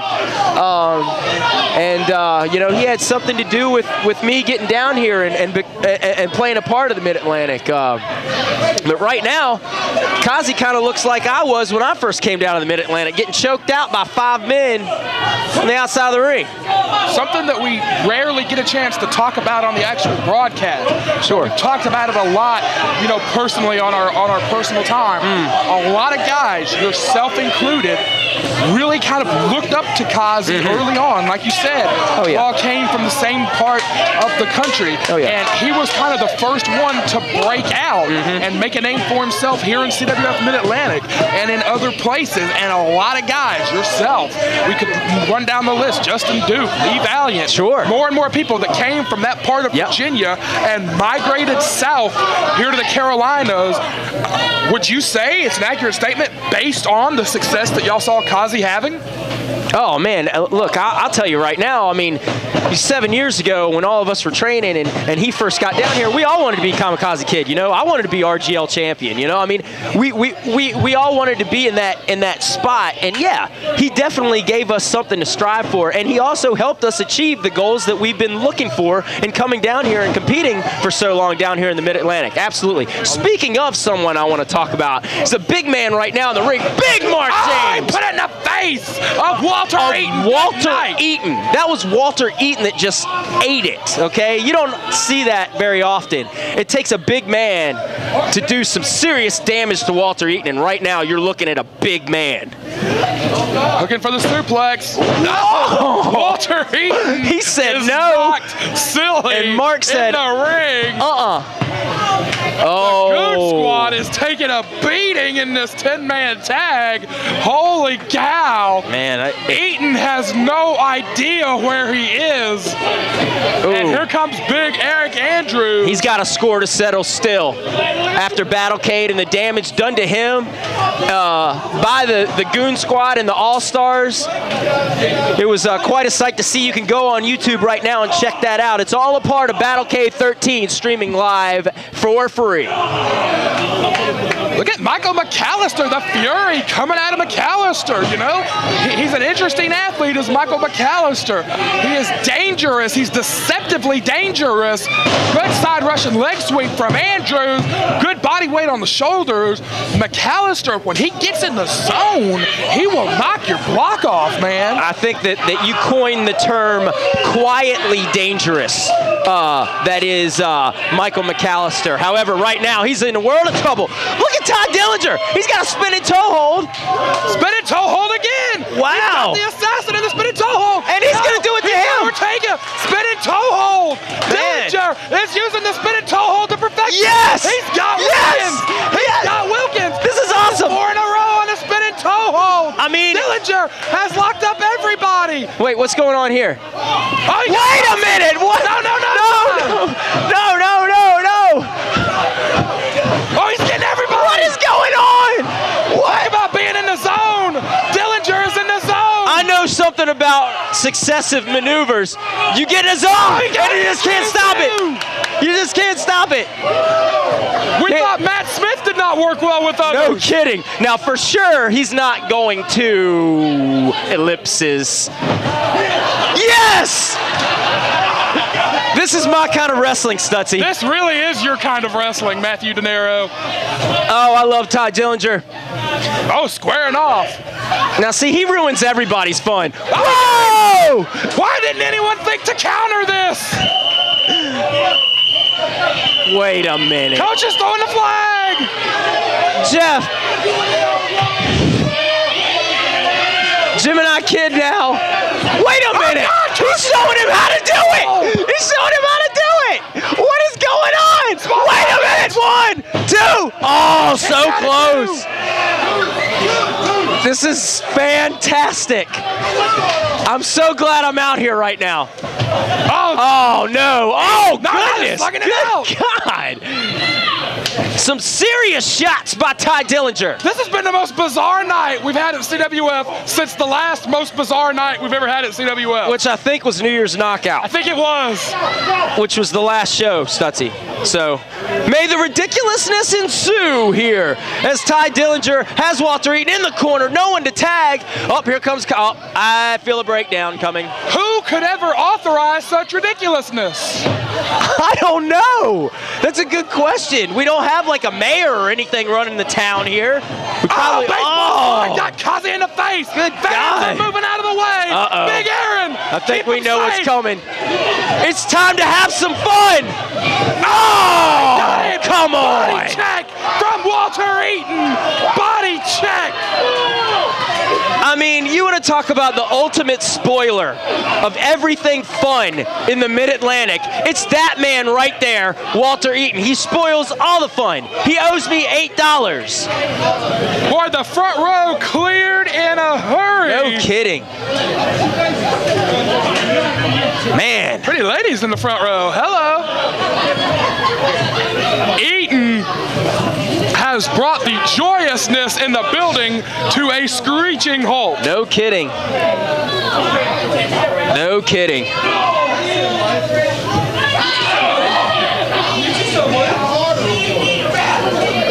As we were all. They finally have got Dillinger calmed down on the apron on the outside of the ring. Slam. I do too, man. I mean, Tyler, he was on fire. Don't get me wrong. I mean, those successive spinning toe holds, that was wild. Here comes Roy Wilkins again. The Rumble, the 2012 Rumble winner. And what a heartbreaking win that was for Roy Wilkins. At the last possible second, he broke the hearts of everyone here at the Mid-Atlantic Sportatorium, and he may have just broke the jaw of Chiva Kid with that elbow. Oh. Yep, and see, this is what I was talking about earlier with the teamwork, the All-Stars, very cohesive unit, as Michael McALLISTER, sexy Michael McALLISTER in the ring right now, dropping elbows, giving shots to Chiva Kid, and now here comes Jesse Ortega. And as I was saying, they're a cohesive team, a cohesive unit. They've done this many times before. Just as I say that, my foot is now in mouth. Chiva moved, he got McALLISTER, and the assassin is keeping Chiva in the corner. Ray KANDRACK has really stepped up in the last year or so as the leader of the All-Stars, the MVP. He held the Mid-Atlantic Championship for 5 dominant months last year, and undeniably, Ray KANDRACK, the most valuable player, the MVP of the All-Stars, showing why right there. He stepped in, took control of the situation, and made absolutely sure that Chiva Kid was back in their corner. Definitely, and now, right now, Walter Eaton just applying the pressure to the chin, to the jaw of Chiva Kid as he's battling back. He needs to get that wherewithal. He needs to get it together and make a tag to one of his many partners, but Walter Eaton again says a no, no, no. He's so mean, Stutzy. He's so mean. So mean. Oh. Walter. Face first into the buckle goes Chiva. All right, now here we go. Oh, a reversal, very nice. Ooh. Tagging in Big Mark James. Walter does not want any of Mark James, the heavy hitter. Oh, goodness. Gosh. Mark James is cracking everybody in the face here. Oh. Prettiest spine buster in the room belongs to Mark James. Wow. Oh, now here comes Jesse Ortega with the eye rake from behind now. Getting back on Mark James, giving the All-Stars the advantage. And Maddie, we've talked about our YouTube account and all the promotional materials that go up on there. It was back at Battlecade. Mark James said, 2013 will be the year that I win a championship at CWF Mid-Atlantic, or it will be my last year at CWF Mid-Atlantic. You've been here a long time. You've won the CWF Rumble right back in 2007, but you yourself have never held a major championship under the CWF Mid-Atlantic umbrella. What do you think about that announcement, that self-imposed stipulation? Mark James says if he doesn't win a title by Battlecade of this year, 12 months from now, that he will walk away. No one will have to force him out. He will walk away. Yeah, well, you know what? In my experience, and I love Mark James, I'm not going to discredit him at all, but as a wrestler, if you're going to sit and say, I'm going to win a title in this amount of time, and I'm going to do it, or I'm going to quit, it could either be the kiss of death, or you could look like the smartest man in the room. That's something that really, honestly, with the competition down here, I mean, I could have said that 1,000 times before, but I know, there's always bigger fish in the sea, man. And when you make a statement like that, you're putting a target on your back. You're saying, hey, not only am I going to win this title or I quit, but I'm pretty much going to do whatever it takes to do so. And guys like Jesse Ortega, guys like Ray KANDRACK, they're not going to let Mark James step in front of them in their quest for glory. Mark James is going to have to do a lot of work in 2013 to achieve that goal. However, I do think he is fully capable of doing so. Well, undeniably, I think that has always had the ability, has always had the toughness. Yes. Maybe just the stars have never quite aligned for Mark James here at CWF Mid-Atlantic. Over 15 years in the sport, has held a major championship everywhere else he's ever gone but here. It literally, as if the stars have just never quite aligned for him here. But with that self-imposed deadline, looking at his intensity tonight, at least so far, now we're 3 weeks away from when he first made that declaration. So far, it has undeniably fired him up. Absolutely, but right now, he's kind of taking a beating right now from the All-Stars. He's going to need to get back into it a little bit, but Mark James, he's, like I said, fully capable of doing all the things that he says he's going to do this year. He's just going to have to work hard, and it's going to be standing up to guys like the All-Stars in order to take care of that. It's just, like you said, the stars got to align, man. It's all about patience. It's all about wanting it and working for it, and eventually everything's going to come back around. And he's one of those guys guys. He knows that from experience. But I think here in the CWF, he just wants it so bad that he's gone ahead and said, hey, I'm going to win a title or I quit. And I can respect that, but like I said, you're painting a target on your back, and, you know, that can also not be that smart of a move. Meanwhile, kick out. Charles Richardson right there to make the count. Jesse Ortega clearly a little bit winded. Ooh, and he takes a big shot to the gut as well. Shot to the face. Mark Jamz now. And Seguri. These are two real heavy hitters locking up right now. Absolutely. Well, here we go. Tag needs to be made as this crowd begins to get behind Mark Jamz. Kazi leading them on. Trying to get that corner. Trying to make that tag.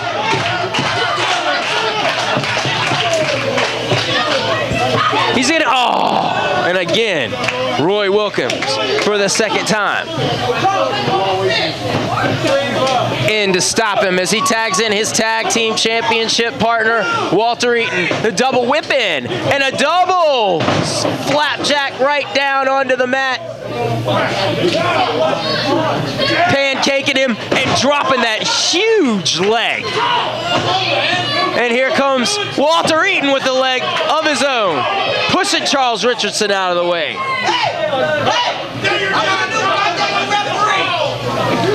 Dillinger wants a new ref.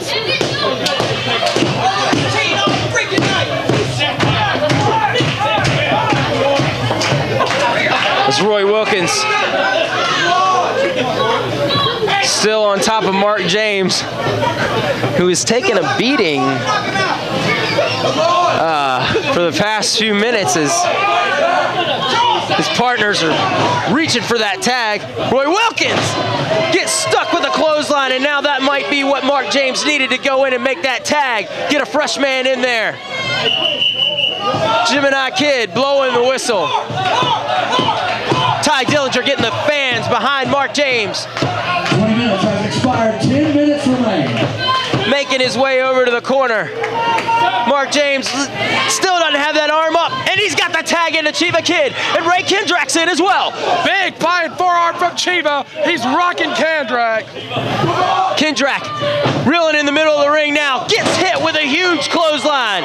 As the CHIVA Kid starting to get that powerful energy flowing through his system. Picking him up. No way. The assassin is not going to let this happen. As Ray Kendrick brings him over. No. Reversal. Oh! And a spinny side flip kick to the face of Ray Kendrick, sending him down. I guess a tag was made. I'm not sure if I saw a legal tag, and I don't think there was one. Oh!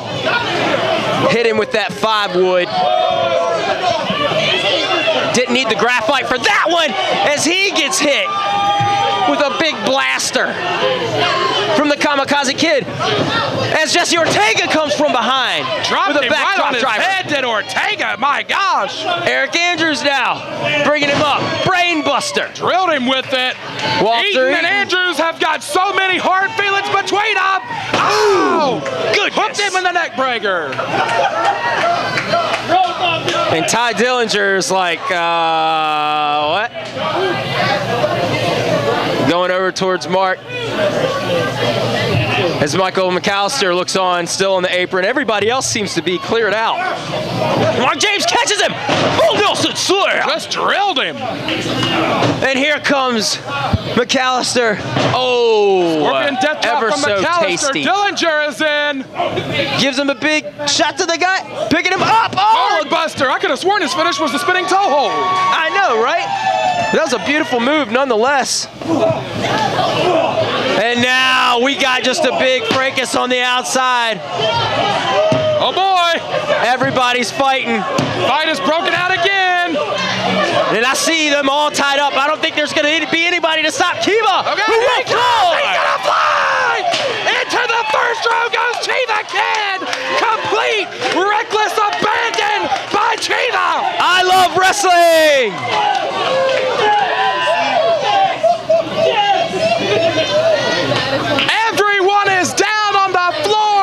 It's amazing what one guy will do to like 9. EATON has got a hold of Kazi. Maybe Kazi caught the worst end of it. And he's going for his neck breaker. Reversal. He's got him up. DVD, perhaps. Trailing with it. Chiva's the legal man. Bad news. Oh, no! He got the knees on the moonsault. No! KANDRACK and CHIVA are illegal. Gamma Ray dropped him on his face. Forget it. And KANDRACK wins it for the All-Stars. The MVP puts it in the end zone for Coach Jim and I's All-Stars. That was a great match.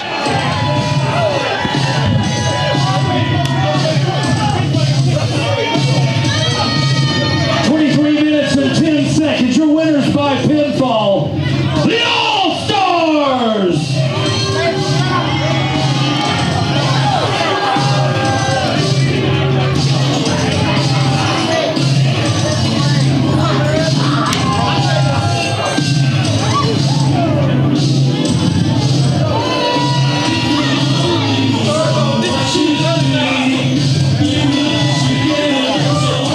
You're gonna get an intro if you want to come down with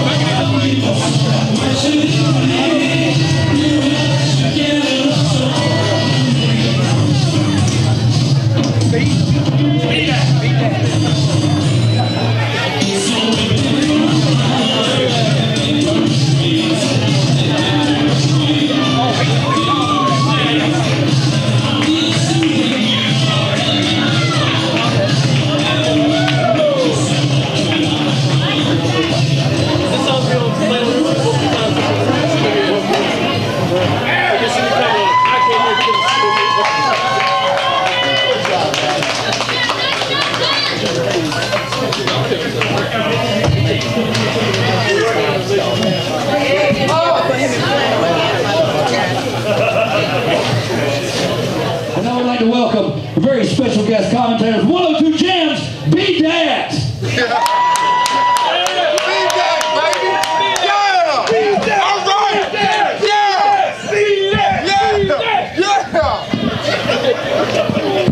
Where's Tasha McKee? She's over there! Hey, Tosh!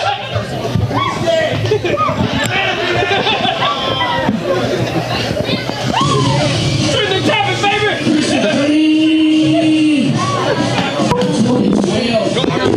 You'll hear me clearer in the air. And ladies and gentlemen, your main event of WrestleJam. It's scheduled for tag team action, 1 fall in a 30-minute time limit. Please welcome out team number 1. Your CWF Mid-Atlantic RGL champion, Ben Tyler, his tag team partner, your CWF Mid-Atlantic television champion, Trevor Lee. That looked ridiculous. That looked ridiculous.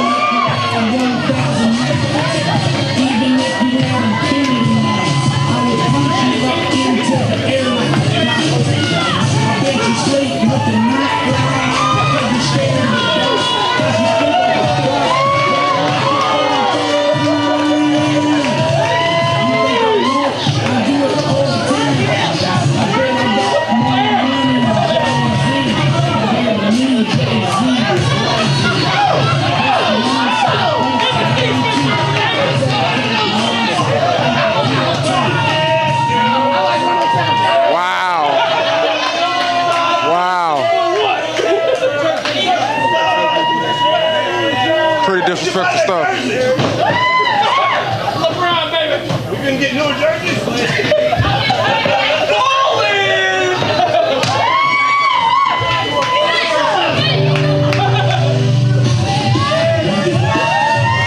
And ladies and gentlemen, their opponents, please welcome your Mid-Atlantic heavyweight champion, Arik Royal, his partner, Sho Smoove, Chris Lee!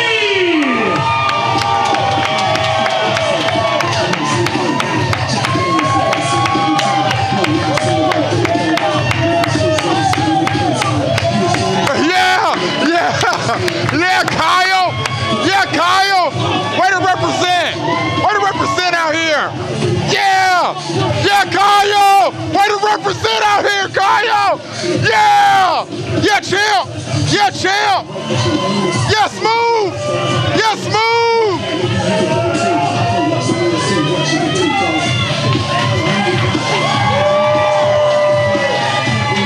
Yeah, Kyle! Yeah, Kyle! You look ridiculous. That don't even make sense.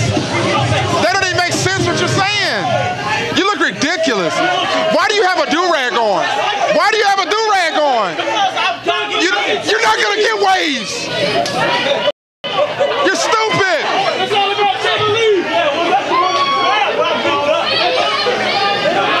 He's got on a do-rag, Kyle. Yeah, Kyle. Yeah, Kyle. You look great out there. Let me hold the belt. Oh, God. That's damn right. Holding the belt. I'm holding the belt. See the belt? Nah, we were winning, man. Yeah. Twit pick that. I need to twit pick this. I need to twit pick this. I need to twit pick this. I need to twit pick this. You see this? Got the belt.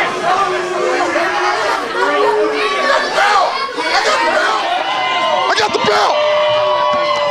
Somebody put it on Instagram. Yeah. Sit there right there for the champ. Mid-Atlantic heavyweight champion of the world. Is that gravy grave or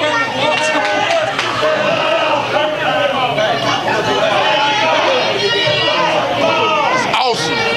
It's awesome. I'm living a dream, baby. I'm living a dream.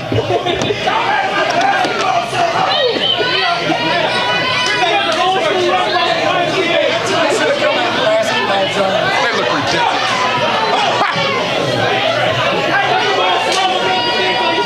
Yeah, champ! Yeah, champ! Yeah, champ!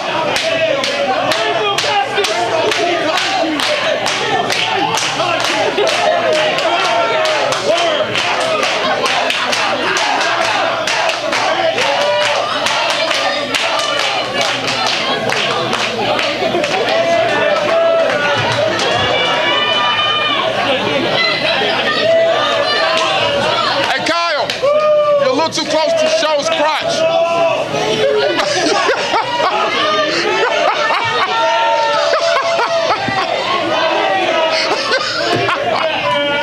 Keep that in perspective, brother.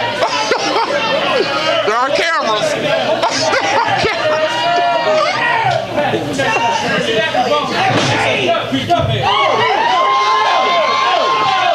And these guys are ridiculous. These guys are ridiculous. These guys are ridiculous.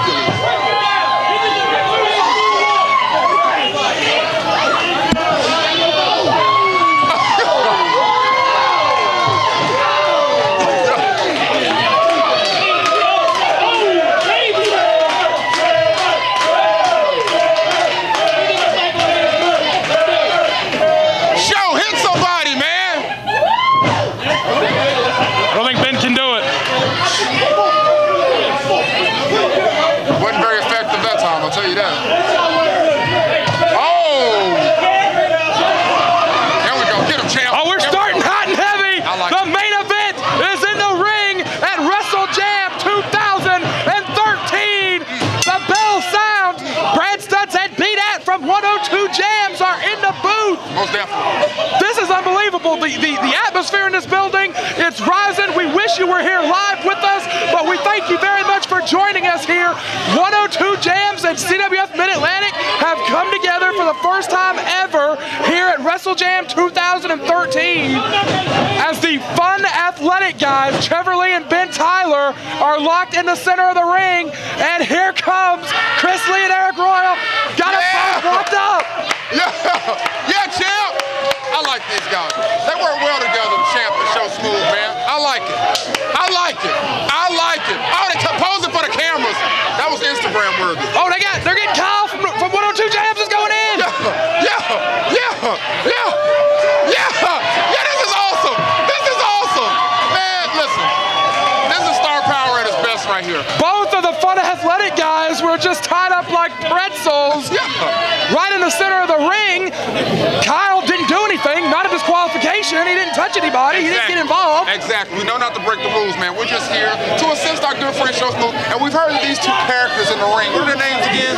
That is Ben Tyler and Trevor Lee. Tyler has got the back tattoos and the tattoos on his arms. Okay. It looks like Ben Tyler is going to start things off against Sho Smoove, and he hits the canvas. I like it, man. I like it. Look at the energy from Sho Smoove, man. He's a star, man. And I appreciate you guys for taking a chance with Sho Smoove, man. And look at the champ. Trevor Lee hits the canvas. Look at the champ. Huge night for Chris Lee, who entered. Oh, they got Chet. Oh, God. That was awesome. Chet was in the air for 4 or 5 seconds. Did you see him catch the Holy Ghost when he hit the ground over here, though? Oh, it was awesome. Oh, he's still hurt. He's still hurt. He's still hurt. Uh-oh. Oh. They're trying to run. You can't run from Sho Smoove, baby. Get out. Oh, man. Fight on the floor has broken out. The bell has sounded. This match is underway. You cannot win it on the floor. That pin, that submission needs to happen in the ring. If everyone gets counted out, it's not going to do anybody any good. And look at the champ, man. He's so strong. Right here. Oh, the table. Right here. Right on the table. Thanks, champ. That was right here in front of me, man. I seen it. That was awesome. That was awesome. That was awesome. A strong one right to the jaw piece from Sho Smoove, man. Sho Smoove is a special. They've got Trevor Lee isolated on this side of the ring, posing for another photograph. Awesome. Instagram is going to be blowing up with hashtag WrestleJam tonight. Hashtag WrestleJam, man. I'll be able to put up about 20 pictures on my Instagram alone. Well, it looks like Sho Smoove and Trevor Lee are going to start things off officially one-on-one here.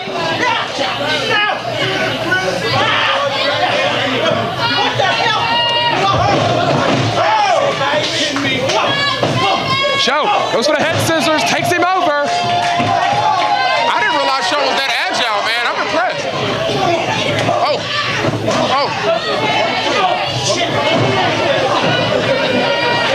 Sho Smoove is running the ring right now. And here comes the champ. But I've been watching this referee all night. Who's paid this guy, man? He does not ever have any control of what's going on in the ring. That's Charles Richardson, our senior referee. He's been with us the longest, but he's been the subject of some questionable calls here the past couple of years. He's been with us since day one. Could it be a problem? How's your insurance plans as far as cataracts is concerned? Well, that's something you got to consider. Yeah. I like the chant from the crowd here. Let's go, Sho Smoove. In the ring right now, the Rising Generation League champion, Ben Tyler, duking it out with Sho Smoove. These two met at our last major event, Battlecade. Ben Tyler stole the win from Sho Smoove. The Rising Generation League championship means you are the best young wrestler in the Carolinas. That's the prize that Chris Lee is fighting for at this stage in his career. Ben Tyler is the champion now. Roll up from Trevor, only got one, I think. Sho Smoove has climbed up the ranks pretty fast, man. Does usually take that? Do usually guys go that fast, or is he like? He's a special case. He's a special individual. I don't think I've met anybody in 12 years of doing this.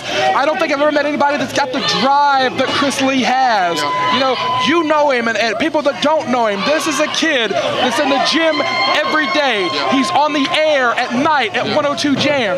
He's here in the ring 3 and 4 times a day working out here at the Mid-Atlantic Dojo, and he's a club promoter on top of that. Yeah. This kid is hustling every single day trying to make it, and undeniably so. He's climbed the ranks as fast as I've ever seen anybody in 12 years of doing this.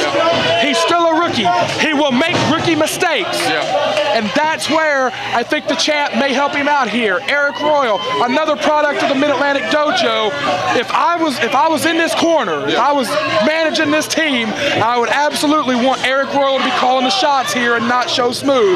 There's a lot of energy here in the room tonight and a lot of excitement, but I would let the champ call the shots and not Chris Lee, because Chris Lee, as good as he is still going to make those rookie mistakes. That's true. That makes sense. Definitely the champ has to lead right here, man. And I think he'll do that. Sho Smoove be able to move with the energy of the crowd, man. You see the emotion from the fans. He's got family here. He's got co-workers here, man. We all want to see him do his best. But I agree. The champ definitely has to lead. 3 of our cover from Trevor Lee. 3 of our champions in one match here. Very unusual. Wow. We talked about Ben Tyler, the Rising Generation League champion. Arik Royal on the apron is the heavyweight champion of the Mid-Atlantic. In the ring with Sho Smoove right now is the television champion Trevor Lee. Is that this little belt I have right here? That's the silver belt. Yeah, well, you see the champ's belt is like 3 times the size. Big shout to Arik Royal, the champ. I love it. Tagging to Big Arik. The champ is legal. He just ran right through Trevor. Gosh, he's an animal. Oh, God. Hashtag beast mode is in full effect from Arik Royal. Beast mode. Put that on your Twitter. The big man from the West Coast. Oh, God. Him on his face. He almost dropped him. He almost broke his spine right there. Dropped him on his face. He almost broke his spine right there in front of everybody. Oh, into Trevor Lee. Yeah, I like it. I like beast mode. Beast mode. We've got a little rivalry that's developing here between Trevor Lee and Arik Royal. Double duck. Oh, caught him in the guts. Call Sho. Big flying drop kick. Apron. Jeez, where's Sho? The television title, the silver belt that Trevor Lee has, historically speaking, the significance of that title is that is the championship that gets defended most often. The television champion defends his title almost every show. However, Arik Royal is giving Trevor Lee a run for his money. This is the only match that Arik Royal will have all in the month of January where his title is not on the line. Arik Royal has already defended the title twice this month. He's got another one coming up. So Arik Royal is giving Trevor Lee a run for his money as for which championship is going to get defended the most. The Mid-Atlantic heavyweight title does not have to be defended as often. But Arik Royal, the champion, hashtag beast mode, says he is going to defend it every chance he gets. He says he cannot stop trying to prove himself every single time. And that's something that this guy has in common with Sho Smoove. That sense of hustle, that work ethic, that dedication. I like that, man. If you always play with a chip on your shoulder like that, you're going to be successful. I like the way the big man, a.k.a. hashtag beast mode, takes it to the people. Right now, he's getting that work in the middle of the ring, but I guarantee he's going to turn this thing around in a second, man. Let's go, beast mode! I like the way Sho Smoove's keeping the pulse on his side. All these belts over here, it's awesome. 3 champions in this matchup. All the belts are stationed right here at the commentary position. No championships on the line tonight. However, the one man in this thing without a title, Chris Lee, if Chris Lee was to score the pin on either the RGL champion or the TV champ, 2, you gotta think he's gonna be in line for a shot. So this is a big match for him, even though no belts are on the line. If he pins the champion in a main event match, you gotta think he's due for a title shot. Most definitely. I think that'll be awesome, man. But he's got his hands full, man, because I just heard earlier, and I'm a little bit disappointed, okay, that there's somebody missing from this room tonight, okay? And we all know who that is. February 9th, Sho Smoove has a big match against who? Rick Converse, the leader of the Aftermath. Rick Converse. And honestly, the sad part is, I'm a Rick Converse fan.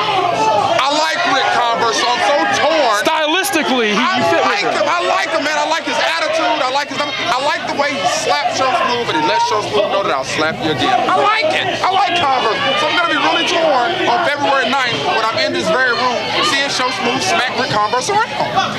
You're 100% right on that. There is that attitude of Converse who has held Arik Royal's Mid-Atlantic title. Wow. Converse has held it more times than anyone. He feels like this is his ring, this is his building, and anyone that steps into it, he's going to put him in line. And that's what he feels like he did to Sho Smoove back in October. Oh, I saw the footage. Is that up to 1 million hits on YouTube yet? It's been going all over the viral video of Chris Lee, Sho Smoove from 102 Jamz getting slapped.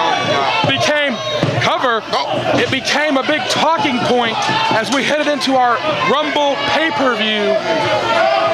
I missed the Rumble pay-per-view. I heard they were down to the last 4. I actually saw the footage on you guys' site where Sho actually threw Converse over the top. He absolutely did, and ever since then, Converse and Sho Smoove, since that night back in October, it's been a war of words. February 9th, the words end and the action begins when they square off one-on-one. I love it. but you said you like Rick Converse's style. I do, man. You gotta believe Rick Converse sending the taped message tonight. He said he would not participate in any event that 102 Jamz was sponsoring. That was rude. But that taped message, if you're thinking about February 9th, you gotta think Sho Smoove is thinking about February 9th also. The mind games are in full effect here. Sho Smoove needs to concentrate on tonight first. I would like to think that me being a fan, I can think to February 9th, but I would like to think that Sho Smoove takes it match by match. And I would hope that the champ told him before this, hey, we don't need you thinking about February 9th. You got fans out there tonight. You got family out there tonight. I need you to bring your best game tonight because a pin, like you said earlier, a pin on any one of these guys tonight will put Sho Smoove directly in line to wear one of these belts, and that's where his mind's got to be. Rick Converse is a great wrestler, but let's keep it honest. Rick Converse doesn't have a belt, does he? He does not. Yeah, only the belt to hold up his pants, okay? You're 100% right. Yeah. It has been well over a year since Rick Converse has held the Mid-Atlantic Championship that he made famous. So, not really worried about Rick Converse. Worried about these guys in the ring right here. These three guys, as a matter of fact. Trevor Lee goes all the way to the floor. Let's go, champ. Big Tyler gets caught. Hurt him, champ. Hurt him, champ. The champ is clearly winded. The champ is clearly winded. Big fall away slam. He's got to make a tag, man. He's got to get to the corner right now, man. He's got to. He's looking at Chris Lee. There's nobody there to stop him. Chet Sterling, the aftermath apprentice, just pulled Chris Lee off. Oh, and you see what happened for that? Oh gosh, bodies are flying all over the floor. Chet Sterling knocked to the floor, and now the aftermath. Trevor Lee and Ben Tyler are on top of Sho Smoove. Oh, Kyle, get out of there, Kyle. Get out of there, Kyle. Get out of there. Got my co-workers in there. Uh-oh, here's the champ. Watch the champ. Did you see that? Big clothesline on both ends. Wow. That's a great point. If they get their hands on Kyle or God forbid anyone else from 102, you guys' careers are in jeopardy here. No question. We are not trained for this, guys. Listen. Tag! Chris Lee is legal. Oh. 2 feet in the face of Ben Tyler. Oh. Drop kick for Trevor Lee. I hope we get to see Soul Food tonight. But Arik Royal has been weakened by Tyler and Trevor. Chris Lee is going to have to own the ring right now. Great move, Kicked him right the back of the head in between the shoulder blades. Couldn't see quite where he caught him, but Trevor Lee went down in a heap. And now the rookie and the Rising Generation League champion square up, kips up into the elbow, came off the ropes, used the ropes for leverage, got him covered. I like it. Here it is. Two. Here it is. Trevor Lee hooks him. Nope. Soul Food. Soul Food. Soul Food. Oh, man, we were this close to Soul Food.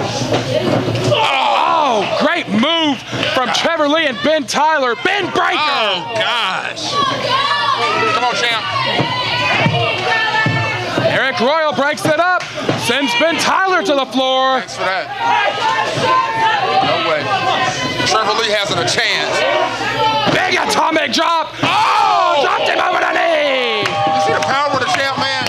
I haven't seen anybody with that much power since ever. Oh, inside out. He's a monster. Chris Lee going for the sunset flip. He's got to keep him out of the ropes. No, Trevor Lee. He kicked the arm. That's going to affect the punching power. That's going to affect his ability to pick somebody up. He kicked him right in the arm. Your referee here has to have some sort of control in the ring, man. Bicycle kick got nothing. Tyler with the enziguri. Trevor with the knee strike. The champ is down again.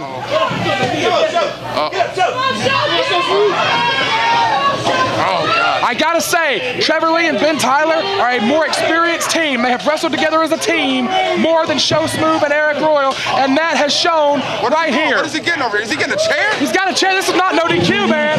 Oh, look at Kyle. Kyle from 102. Wait, B-Dad is gone. Kyle from, he's got the chair. He pulled a chair. Chris Lee. Soul Food kicked him in the face. Tackle. Trevor Lee goes all the way out. The champ. Kyle, good job, Kyle. Good job, Kyle. Good job, Kyle. He got him. Yeah, champ. Oh, need him in the face on the way down. Let's go. Ben Tyler's in the center of the ring. This is it. This is it. Splash. This is it. Let's go, baby. Boom. Yeah. Yeah. 2, 3. And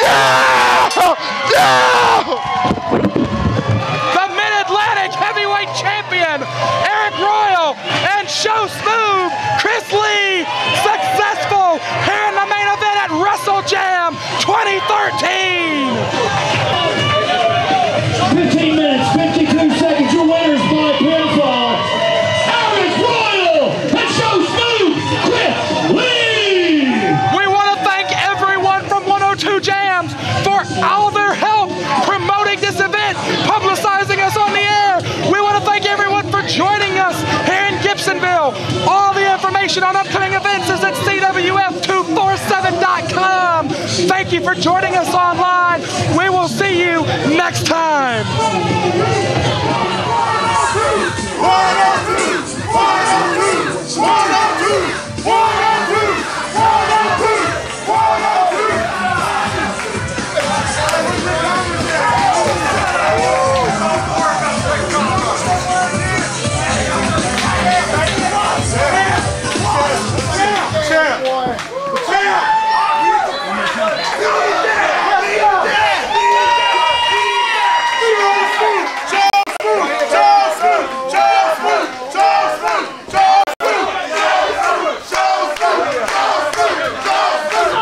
WrestleJam 2013.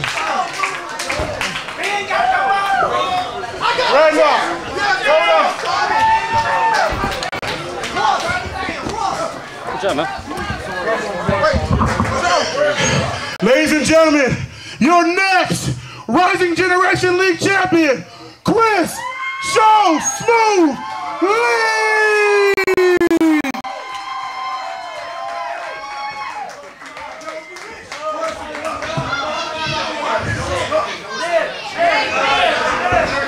You know, this seems like something we need to do every year. What do you think, Gibsonville? WrestleJam #1 just come to an end. What a wild ending. Next week, right here, January 26th, we've got big doings again for KAMAKAZI and her family. CEDRIC Alexander versus Arik Royal for the Mid-Atlantic title. The Mid-Atlantic tag titles. Roy and Walter versus Kazi and Chiva. Rick Converse versus Lee May.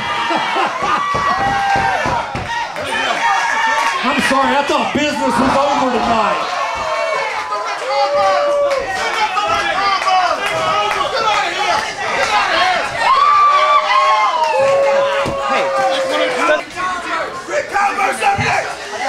You know what? I want to thank each and every one of you guys for coming out tonight. I really appreciate it, but I heard Rick Converse's comments earlier, and I want Converse to know that on February 9th, right here in the CWF Mid-Atlantic Sportatorium, I accept his challenge, and I'm mad enough to make sure I get my payback. Everybody beats Rick Converse, it's okay. Like I told you before, everybody beats Rick Converse. Thank you guys for coming out. Give it up for Arik one more time.